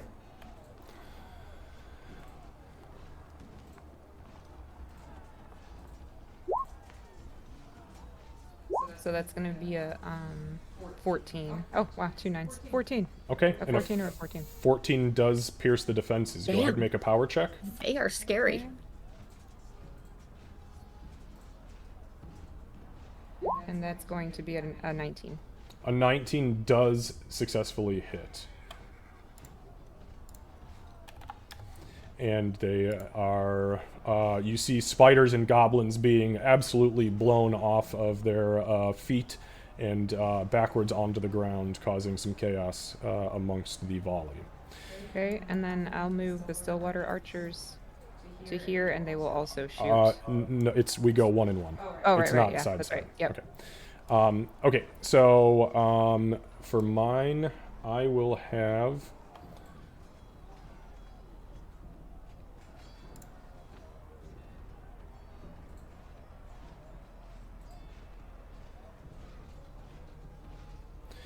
Their wyvern riders begin to fly across the field, and they get to your back lines and land and begin engaging your ballista crew. All right, so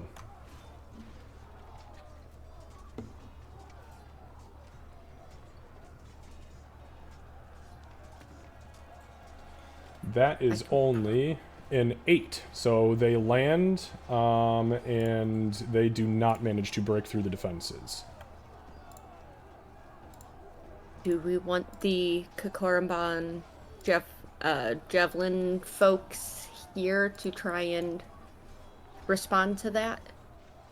Or do we want to keep whittling down the spiders? We should probably keep whittling, but out of curiosity, Kevin, you said they landed. Are they still counted as a flying unit for engagement? Yes, yeah, they are still flying, and I use land as kind of a loose term. They are still in the air and kind of swooping down and assaulting them. Same thing will work for you guys as dragons. Yeah, I mean, we can have, if we're worried about that, we could have the Stillwater Archers and the Javelineers try to work on them. I'll move the archers back, obviously, but do we want to focus on spiders, or do we want to deal with them? I could also move the Stillwater infantry up to the spiders to help with that as well. I'm scared because the ballista is only a 4, 1 solid hit, and they're gonna have some issues. Well, or 2. We have no idea if they're brutal. I don't think that using groups which are attacking at disadvantage are worth using. We should try to go for the sure bet. But I do think we should keep attacking what we've been attacking. Okay, so you want me to move the infantry up to fight the spider riders?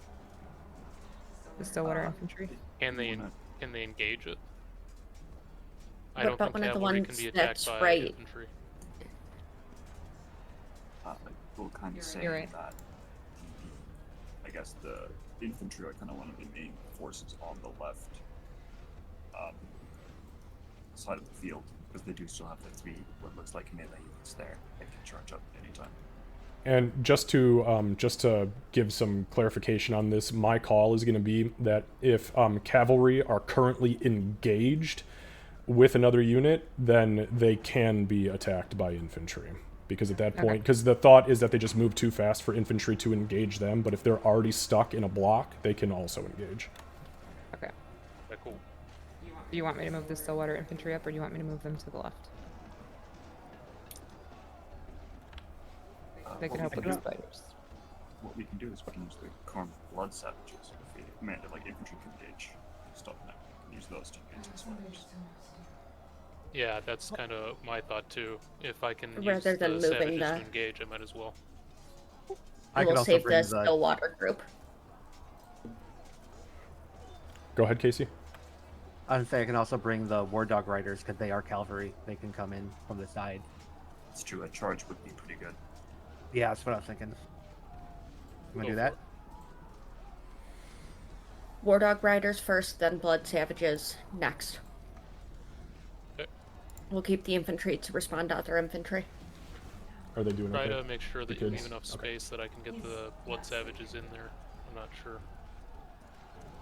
how the movement will be affected by groups all up in the business. Yeah, and just for clarification there, we'll say as long as they're not engaged, as long as there's room around the block, around the size of the block, anybody can engage. Just remember that you can only, if it's like a couple of 3x3s on a 4x4, you can only get so many in there. But as long as one of them can touch, they can move around or do whatever they're going to do. Okay, so the War Dogs. The War Dogs charge. Okay, so a 17, so it's a 19 absolutely hits.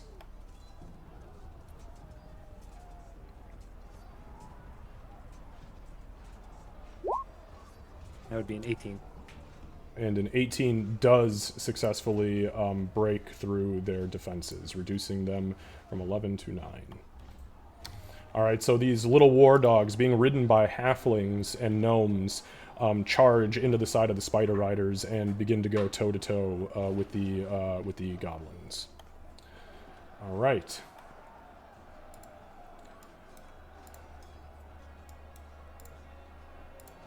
The trebuchets are going to fire at the trebuchets are going to fire at the they're going to fire up and over you guys, and they're going to target your thunderers.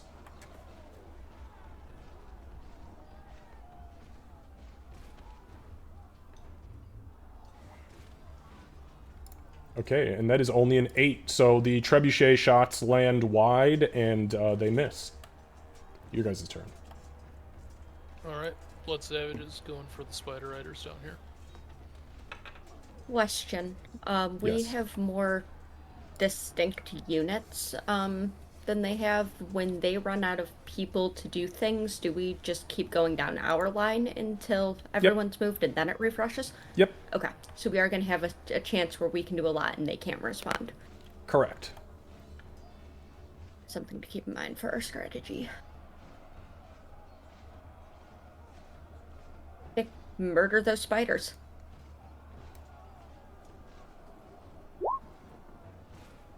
Okay, and I'm sorry, who's engaging the spiders? Oh, sorry, blood I savages. apologize, I didn't catch that. Okay, so the blood savages charge, or run, I should say. A 13 with whatever their bonus is does hit. Plus 3. Yep, that is a hit. Go ahead and make a power check for me.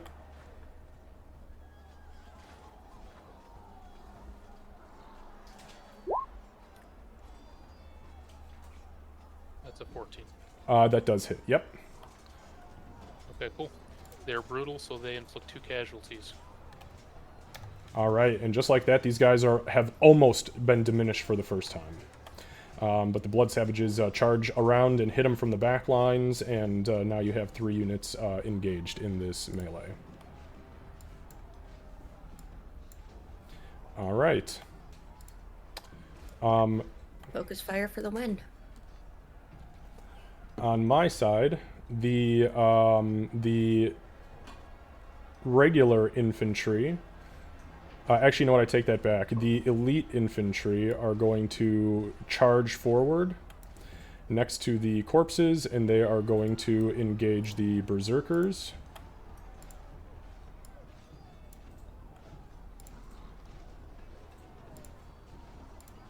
I'm just going to roll in here because it's easier. Okay, so that is 15 by That does itself hits. And then for the power roll, that No, probably... Well, not hang on. today. Hang on, I've got bonuses. This is just the straight roll. I don't know what theirs is. They're veterans, so they actually have a +6, which still does not hit. Okay, so they do not manage to inflict... they do not manage to inflict any successful damage on them. Okay, you guys.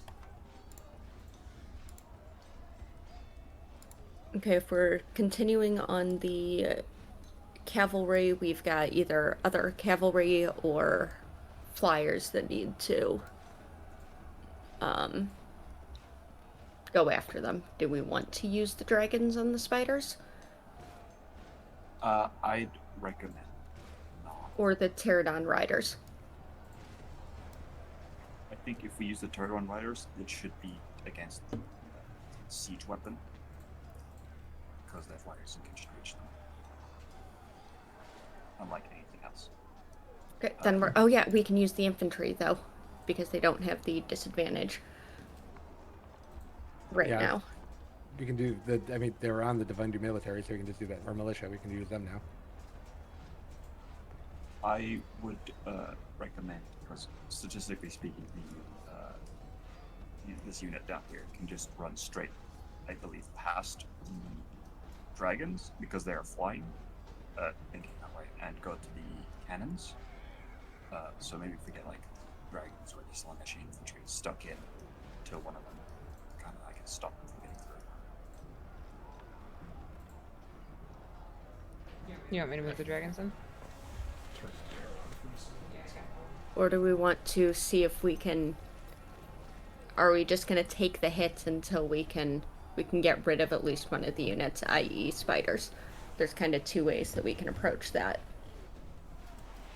We can do that. I don't mind.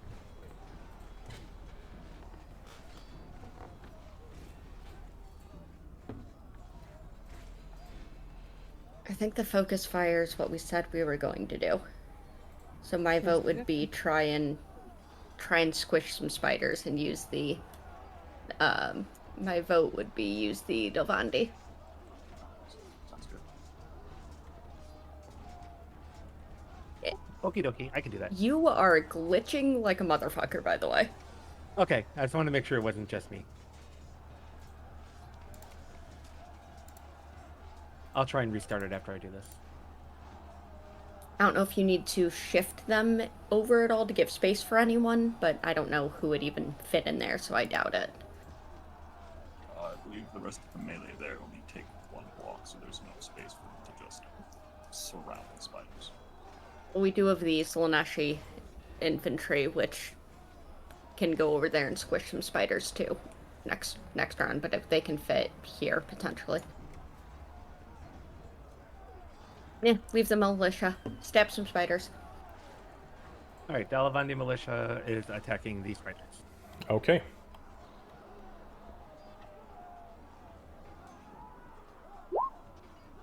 Okay, that definitely hits. Go ahead and make a power check. Nope. Even with the bonus, it's a no. I think it's Yeah, only what is one. No, it's okay. I'm just making sure because it's not always just the straight Yeah, roll. it's only so- a 1. Okay. All right. So yeah, they do manage to break through some of the defenses, but they do not manage to bring enough of them down to cause any sort of disruption. All right. So with that, the regular Cult of the Worldbreaker infantry are going to run forward.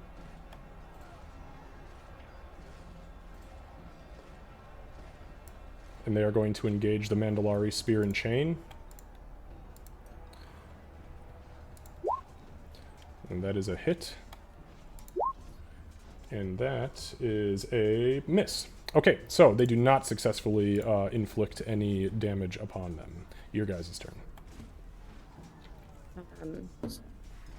Do we want to keep moving the smaller groups that are by the spiders? Otherwise, I mean, stick with what we said we were going to do. I think the smaller groups should be left alone until they finish their turn. Just all pummel on.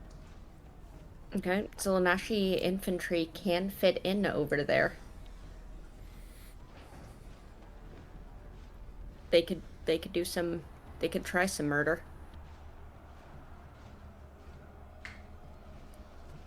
Do we want to do that?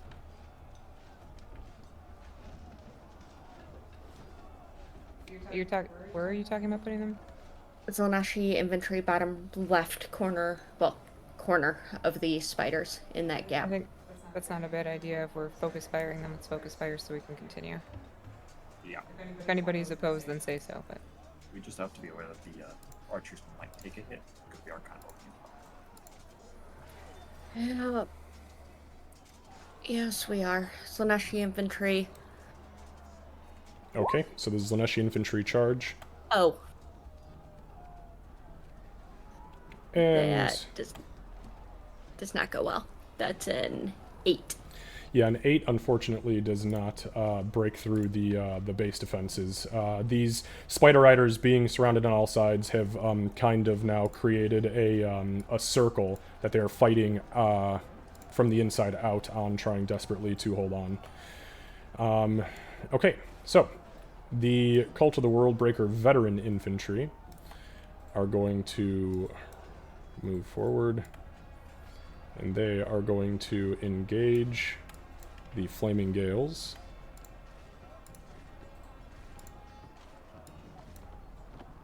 Is this their last unit? It looks like it. No, Nope, they have the Nightmare Nightmares. Riders. Oh shit, I missed that. Okay, so that is only a 10, so they do not successfully... actually, hang on.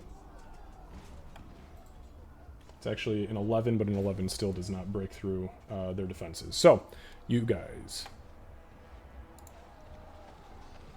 Very poor first round for these fuckers. Fine by us. I like it this way. Ashford's right there. I mean, we're not moving them at all. They're just as vulnerable. I know they're a smaller group, but they're right there. Or Yeah, the tribesmen. I can do the Ashford Well, at this point, it's just us going unit by unit, right? One The more. rest of They've got their horses. Oh, right, right. Pretty flaming death horses. Yeah, I'll do the Ashford militia just to get they can get them out of the way. Okay, so the Ashford militia run up and engage.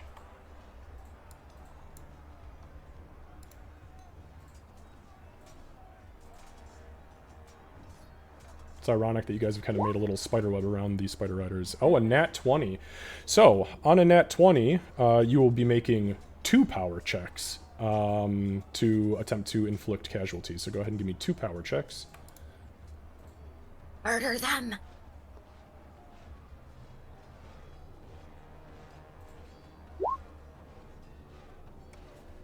Murder them better than that, please. Okay, so No, I'm guessing... apparently worse. Yeah, so unless they have over a 5 bonus, they do not manage to inflict any successful wounds. Nope, they have a 1. All right, then But the they're Nightmare... trying. Yeah, they are trying. The Nightmare Riders will go ahead and attack the Pyramid Steeds. That is a... Yeah, that's a 21 power check.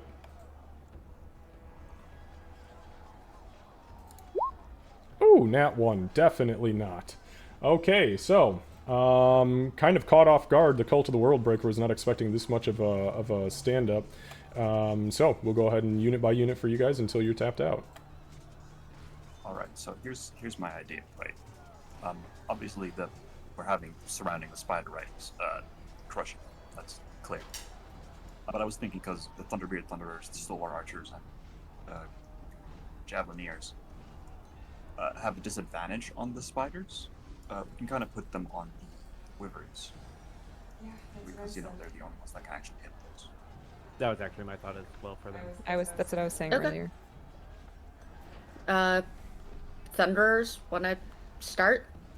Shoot down some wyverns? Sure.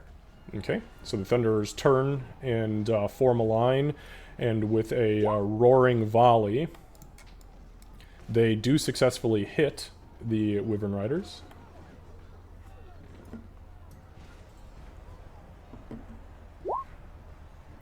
So +4, which would so 11.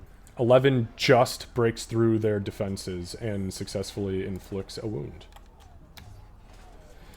Alright, so you guys see wyverns start to flop and drop out of the air, riders being blown off of their mounts, and some of them taking off to the sky once their once their riders have been shot. Stillwater archers, do you want to do the same? Yeah. Okay.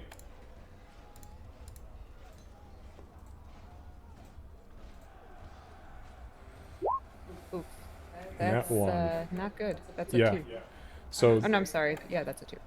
they fire, and unfortunately their arrows just they're kind of scattering right now and trying to reform, and the arrows just don't really have much impact. I'll jump in with the Korban Javelineers at the wyverns. Okay.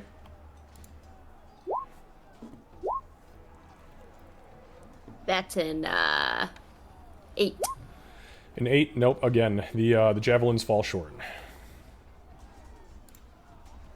Alright. What do we want to do here? Why don't we have the ballists? I Oh, was go. going to say we use the tribesmen, Stillwater infantry first. Where do you want the Stillwater infantry? Surrounding the spiders. Alright, I can move the Stillwater infantry. Where do you want them? Take them on the spiders. Upright? There's a lot of spaces open. There's, a couple of gaps. Fit them in. Do some murder. Alright, Wherever Stillwater you think they look pretty. Okay. Stillwater infantry rushes forward. It's only a 10. 10 does not manage to break through their armor. We're also not having a great tail end of this round. Tribesmen? Mandalari tribesmen? Oh, shit, that's me. My bad. Also does not have a great continuing there. Okay, give me 1 second. They're on top, so I'll put them back 1. Yeah, my bad, sorry. No, it's alright. Then do we want Mandalari spear and chains to engage they're engaged with? I figured that. Yeah, but they're already there, so. Rather than trying to disengage at all. The line.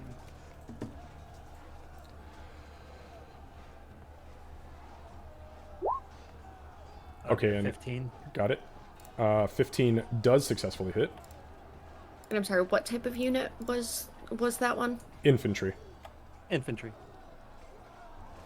Okay, so we can have our ballista and cannons go after those two. Okay, a 19 does break through their defenses. So that will inflict 1 wound. Alright.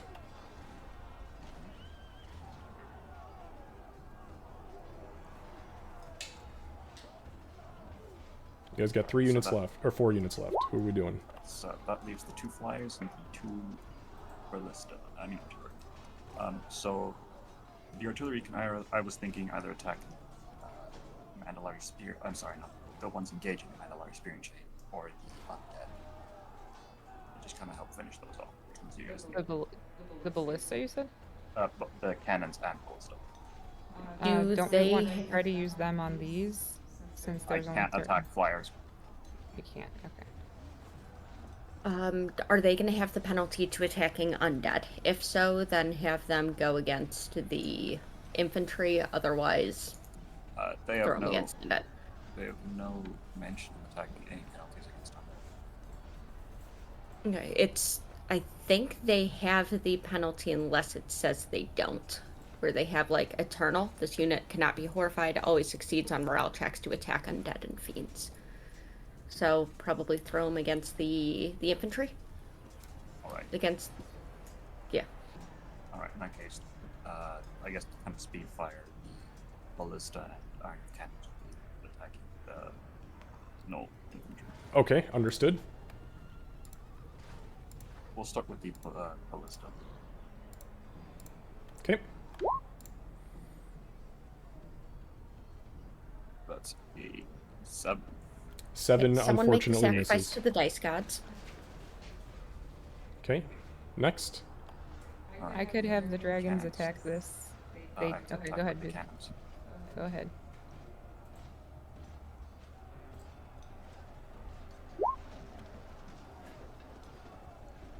That's a 9. 9 does not hit, no.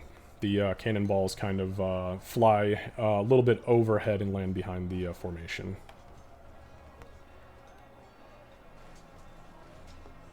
Alright. And I guess for the flyers, we can either send them on siege engine, or I believe the archers would be a good move. Okay, again, we have this unit over here that's already engaged with us, and I can do some serious damage because it's got brutal and frenzy. So it will inflict 2 casualties on a successful power check, and if it diminishes an enemy unit, it immediately makes a free attack against that unit. So that's the wing command? Yeah. Okay, so there is no room over there for That the was wing what I was- command. Yeah. What do you We'll guys have to want me remember that.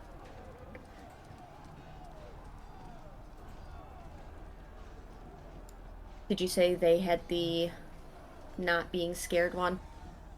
Yeah, they have courage. Well, I'm sorry, they have eternal as well. Okay, but they don't have space by the undead either. No. Well, technically, right here, They it's may corner in to that corner. Yeah. Do we want But to? are we worried about the ballista, or are we worried about the undead? Focus fire, Or, go sorry, for the the trip. undead. Okay. Yeah. Fuck yeah, do some There. dragon murder. They are going to attack the undead. All right. And roll better than everyone else has, please.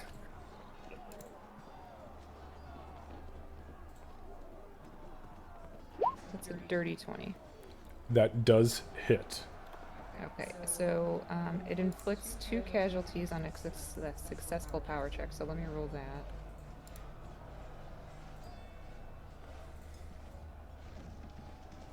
That is a 24.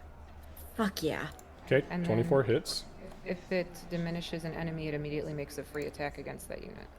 How many casualties does it inflict? Just the one? 2. On a successful power check, it's 2. Just period, full stop across the That's board. a- They always. yeah, this unit No, that's what I'm inflicts asking. 2, yeah. Okay, so if it hits, okay, so it brings them down to 8. They are not diminished. Okay.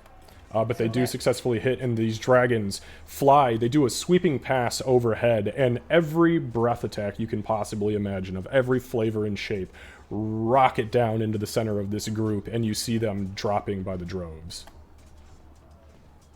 Sybil reaches, makes a couple of like prose notes on the side of a battle map. Gonna need to remember that for later. Okay, we have one Pterodon more. riders. They can fit in with the spider murder if we want to throw them there. Yeah, it's either that or I think either or I think it's a good choice. But I think we kill the spiders, and then Spiders. I think we kill the spiders so we can move the rest of the army up. It's not I don't bad. like the spiders on principle. Murder them.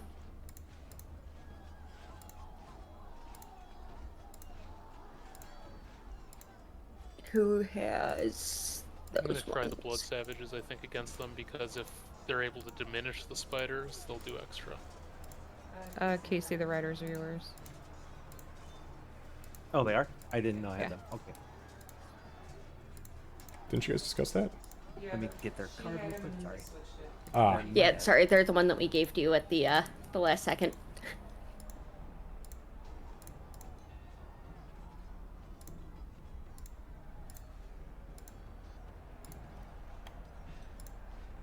All right, so gonna roll the hit. Okay, do you want to move them so I know who they're engaging? Yeah, maybe over here. Do you want to put them there, Casey? Okay, got Oh, it. no, go. come on. Put him like in the middle there so we have a full like circle. Well, not circle, you know. Okay, so 17 does absolutely hit.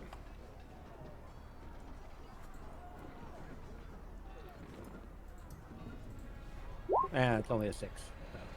6 does not inflict any casualties. All right, so round 1 ends 10 minutes into the battle, and it is already going insane. Go ahead and roll for initiative again, whoever that's going to be. Who is Ooh, it? probably going to be whoever. Yeah, Yep, let you me already see if win. he's got- You already win. I rolled a nat 1. All right, so you guys got the first move on this round. Second verse, same as the first. Start with the Yeah, Blood as Savages. I mentioned, I think Blood Savages, I'm going to try to diminish these guys if I can hit them. Do it. Murder. If you don't diminish them, we might not have the dragons go next, because if they diminish, then we get another attack on them. Okay. That does successfully hit.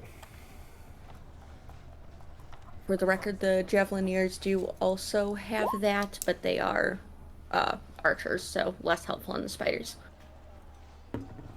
All right, and the Blood Savages do successfully inflict a wound. Yep, they're brutal, so they inflict 2 casualties.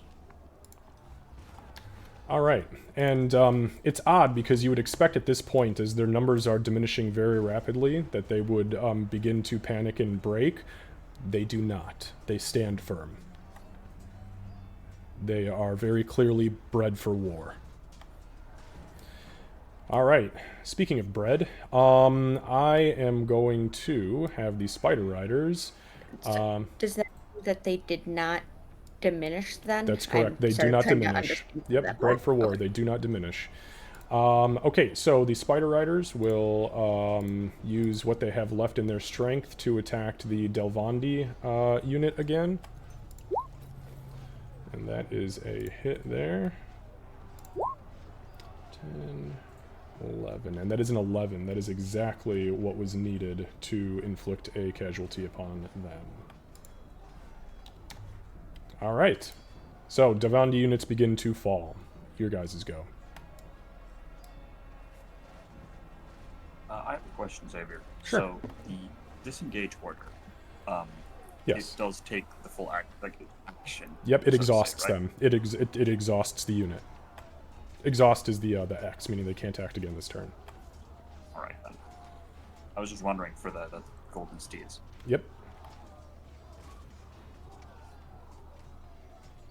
Do we want the flaming horde to go then? Yep, I'll go ahead and do this to keep it moving along. Okay, Horde will flaming. attack the undead. Understood.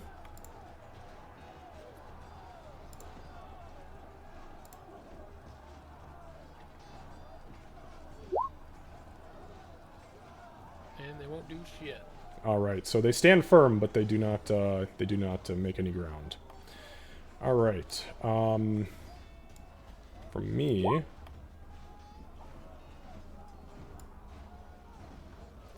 the archers move the fuck out of the dragon range, and they are going to fire at the dragons, as they are a flying unit.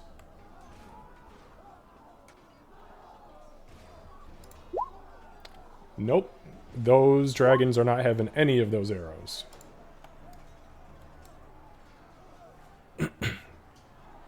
Alright, who's next? Who are we? So we're spiders, Zilanashi infantry on the spiders? Any objections? Nope, go for it. Cool.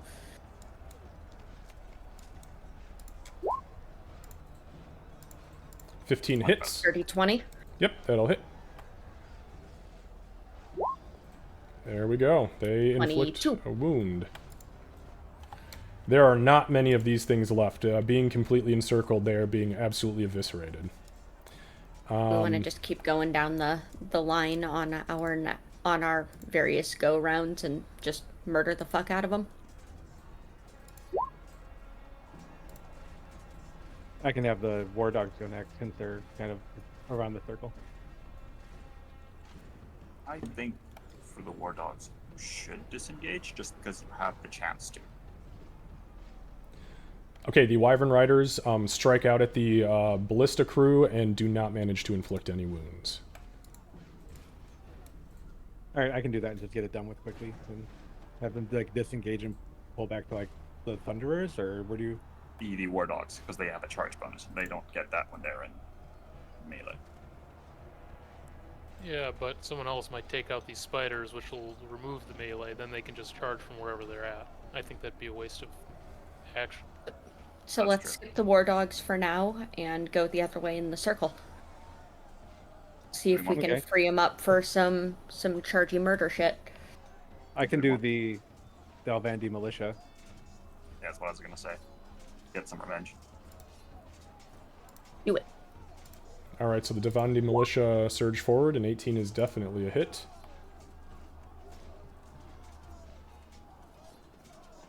Nope. Oof, that's tough.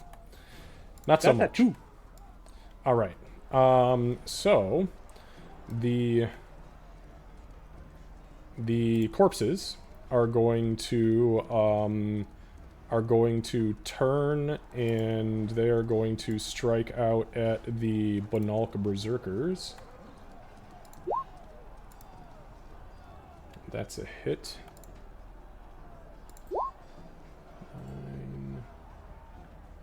9, 10, 11. 13 toughness. Yep, I was looking at the bonus here. That is a failure. Yes. All right, next. Baby boys. Ashford, since that's the next militia in the line. Sure. See if we can kill the spiders in the next 9 minutes of real life time. Oh, nat That's a 20. start. All right. Oh, yeah, baby. Ashford does not forget what the Empyrean did to them for so many centuries. Okay, so a 14 is a hit, and a 19 is also a hit.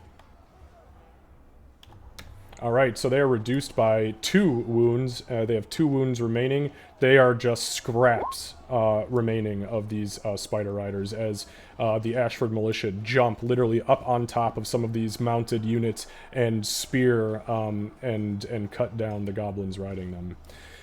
Down. Fuck yeah, focus fire. Hell yeah. On my end, the Nightmare Riders are going to attack the Pyramid Steeds.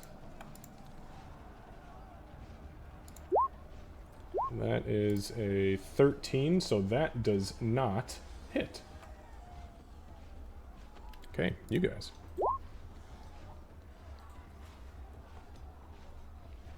Who's next in the line? That's the tribesman? Yep. Cool. That's me. Okay, that is a hit. And that is a wound. Well, that's what I Alright. got.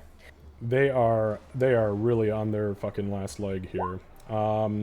The veteran infantry will continue to engage the Flaming Gales. That is going to hit. 8, 9, 10, 11, 12, 13, 14. That is a 14, and a 14 does hit. Hits. Alright, so... Alright, the Flaming Gales are starting to wear down. You guys. Stillwater? Alright.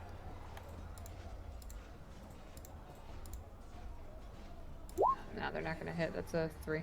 Yeah, 3 unfortunately does not hit.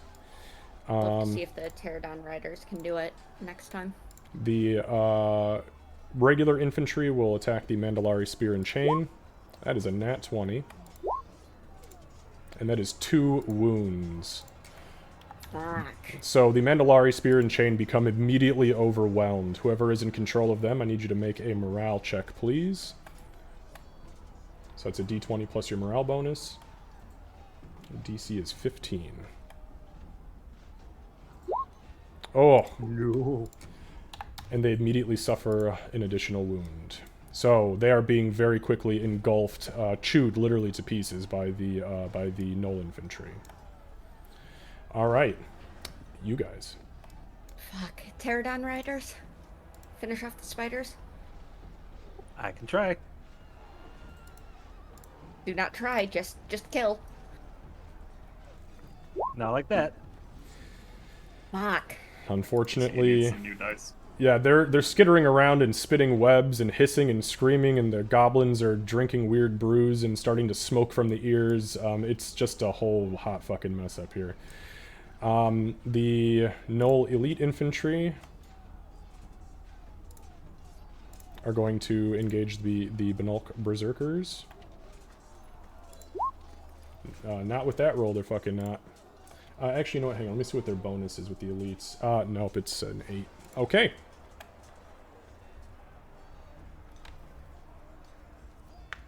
War dogs? Yeah, I can. Or I'm gonna take the chance and hope the Thunderers hit, depending on what the dogs. I was gonna keep the Thunderers on the Wyvern Riders, so I figured I'll try the War Dogs first, and then. You're already on it. You might as well. Yeah, might as well. Okay, 19 is a hit.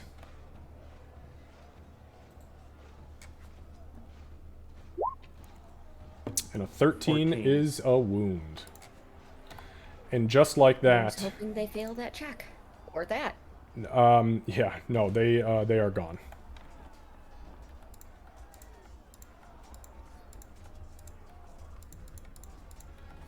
Unfortunately, being bred for war also means that they fight to the last, so there's not even a chance for them to just regroup. They are absolutely annihilated from the field. Alright, so... Fuck yeah. What's next for our focus? Do we want to keep going on the undead, or do we want to try and take out the ones literally eating the spear and chain? So I'm just going to interject because it is my go. The Trebuchet crew fires, and they are going to fire on... they are going to attempt to fire on the Dalvandi militia. I don't think they've got that big of a bonus, but let me check. Yep, nope, that's a 6. Alright, your guys' turn. Keep So archers on the Wyvern Riders, and then. I think So first they're we should gone? have the Benulk berserkers go and see if they can do some nasty stuff to the undead, if possible. They can try. They do have that potential to be like afraid. No, because they And to succeeded, piss they're on now each other. immune to it. Oh, tight. Okay, cool. Yep, Yeah, it's only yeah, it's sure. only the With first that. time. Yep. Nice.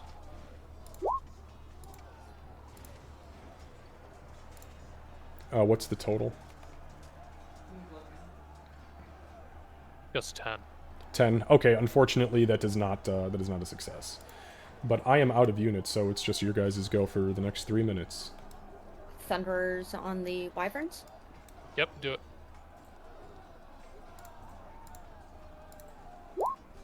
Oh shit! Already. Oh, What the fuck?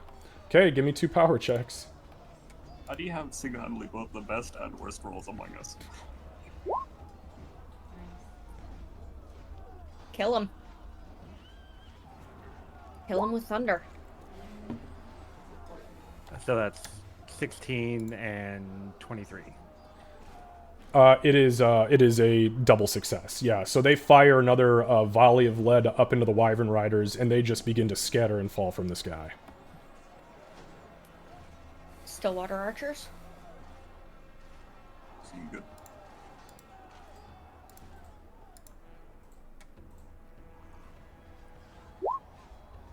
That's gonna be a that's gonna be a 15. That hits.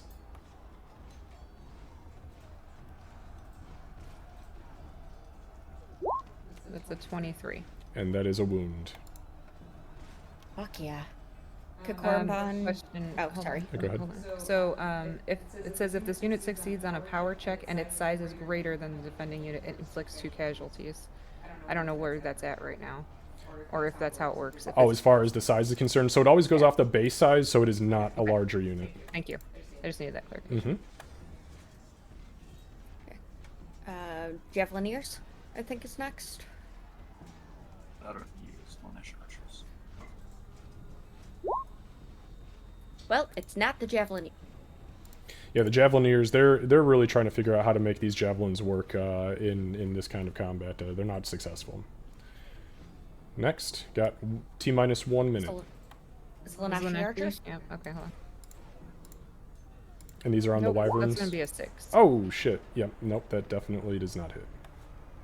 2 nat 1s in a row is not how I was hoping to end this session. We got cannon still. Do you want me to have the dragons attack since we have a minute? Oh, it's done. Never mind. it's Do too it. far. Yeah, we'll finish up the round. I'm okay with it. So, Okay. And then that way we're starting fresh. Okay, yep. So we guys got just a So couple more units. 23. And I'm sorry. The dragons attacking the undead. Oh, yeah, that's absolutely a hit. Power is 16. 16 does hit. Okay, so it's 2 casualties. All right. They Does it- are... What? Does it diminish? It does not diminish. Nope. Okay. But they are at half strength. Okay.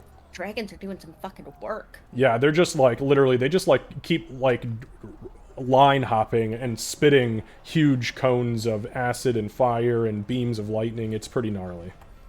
The rainbow drive-by. Yeah, We prismatic have drive-by. the siege engines, which could go for the undead, but they risk failing the morale check. And then we have the spear and chain. We could just have all of them go for that group there, focus fire on that. We also have the pyramid steeds, which haven't gone yet. No, shit, roll for them. Alright, we'll do those first. We'll attack the nightmares. Okay, go ahead and roll for the nightmares. Or for the pyramid steeds.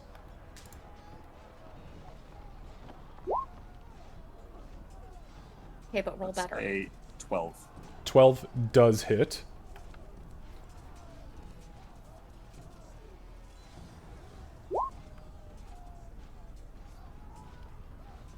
I think that's a 13. Holy shit, they got some fucking beef to them. That just... Plus 8, yeah. That just breaks through their defenses.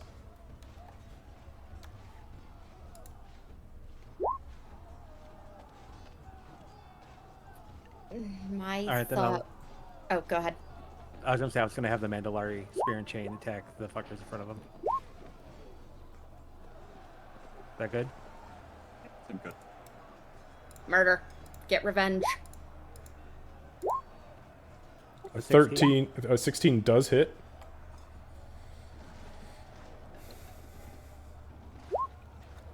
$19. And that is a success. In a last-ditch effort, they do manage to start dropping some of their troops. Alright, I think the 2 siege weapons should go for the ones attacking the Idolized Spear Chain. You guys good with that? I'm good with it. Alright, then I guess the ballista will fire at elves. Okay. The Spear Chain. I don't want to wait for forever to continue this fight. That's a 13. 13 does hit. Power check.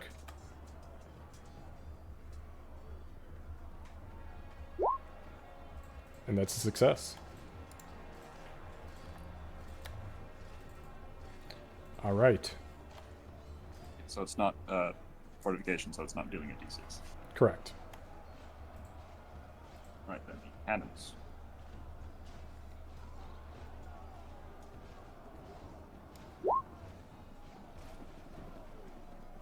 Moving. No, it's 10. 10 unfortunately does not. So the cannons fly and land a little bit short this time. They're still dialing in those artillery pieces. All right, and with that being said, my friends, we are at the end of the second round. 20 minutes have passed in this battle, and you've already managed to diminish, not literally, but figuratively, a handful of their units and completely annihilate one off of the field. It is not looking great right now for the Cult of the Worldbreaker. So, Casey, we will go ahead and stop. I know that you've got to bounce.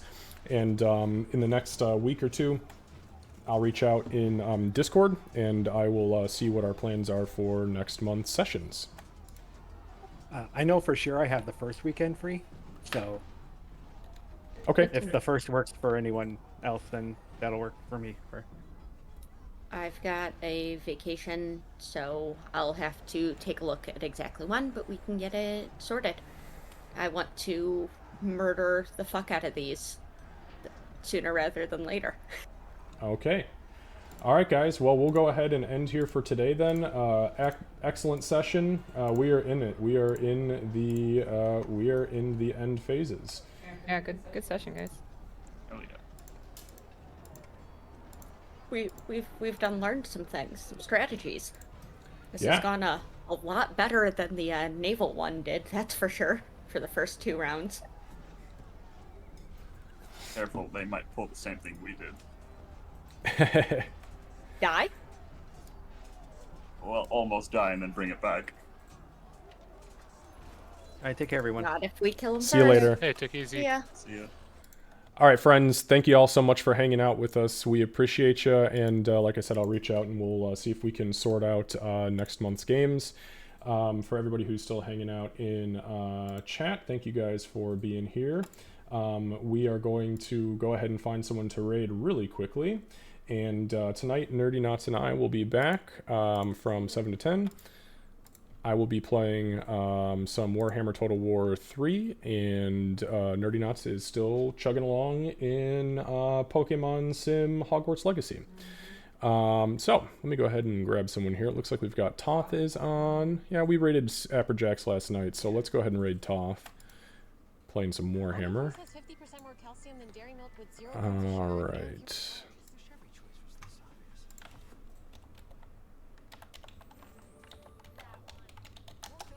Alright guys, thank you all for hanging out with us. We appreciate you.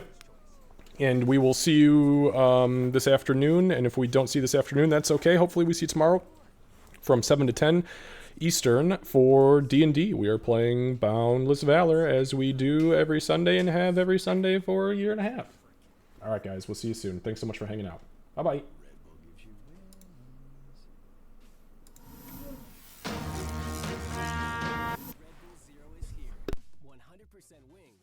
With monk fruit extract. Picked up tonight. Greetings, nerdy.